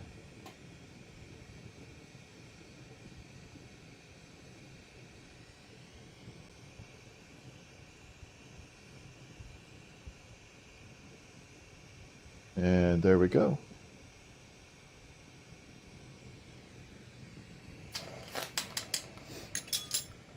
So yeah, we got some nice colors coming through here. What's up, Charlie? How you doing?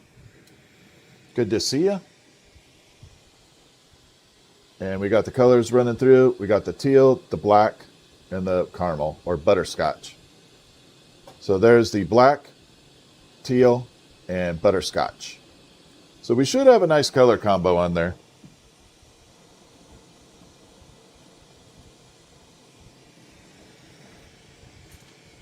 We'll park that off to the side, let it cool down.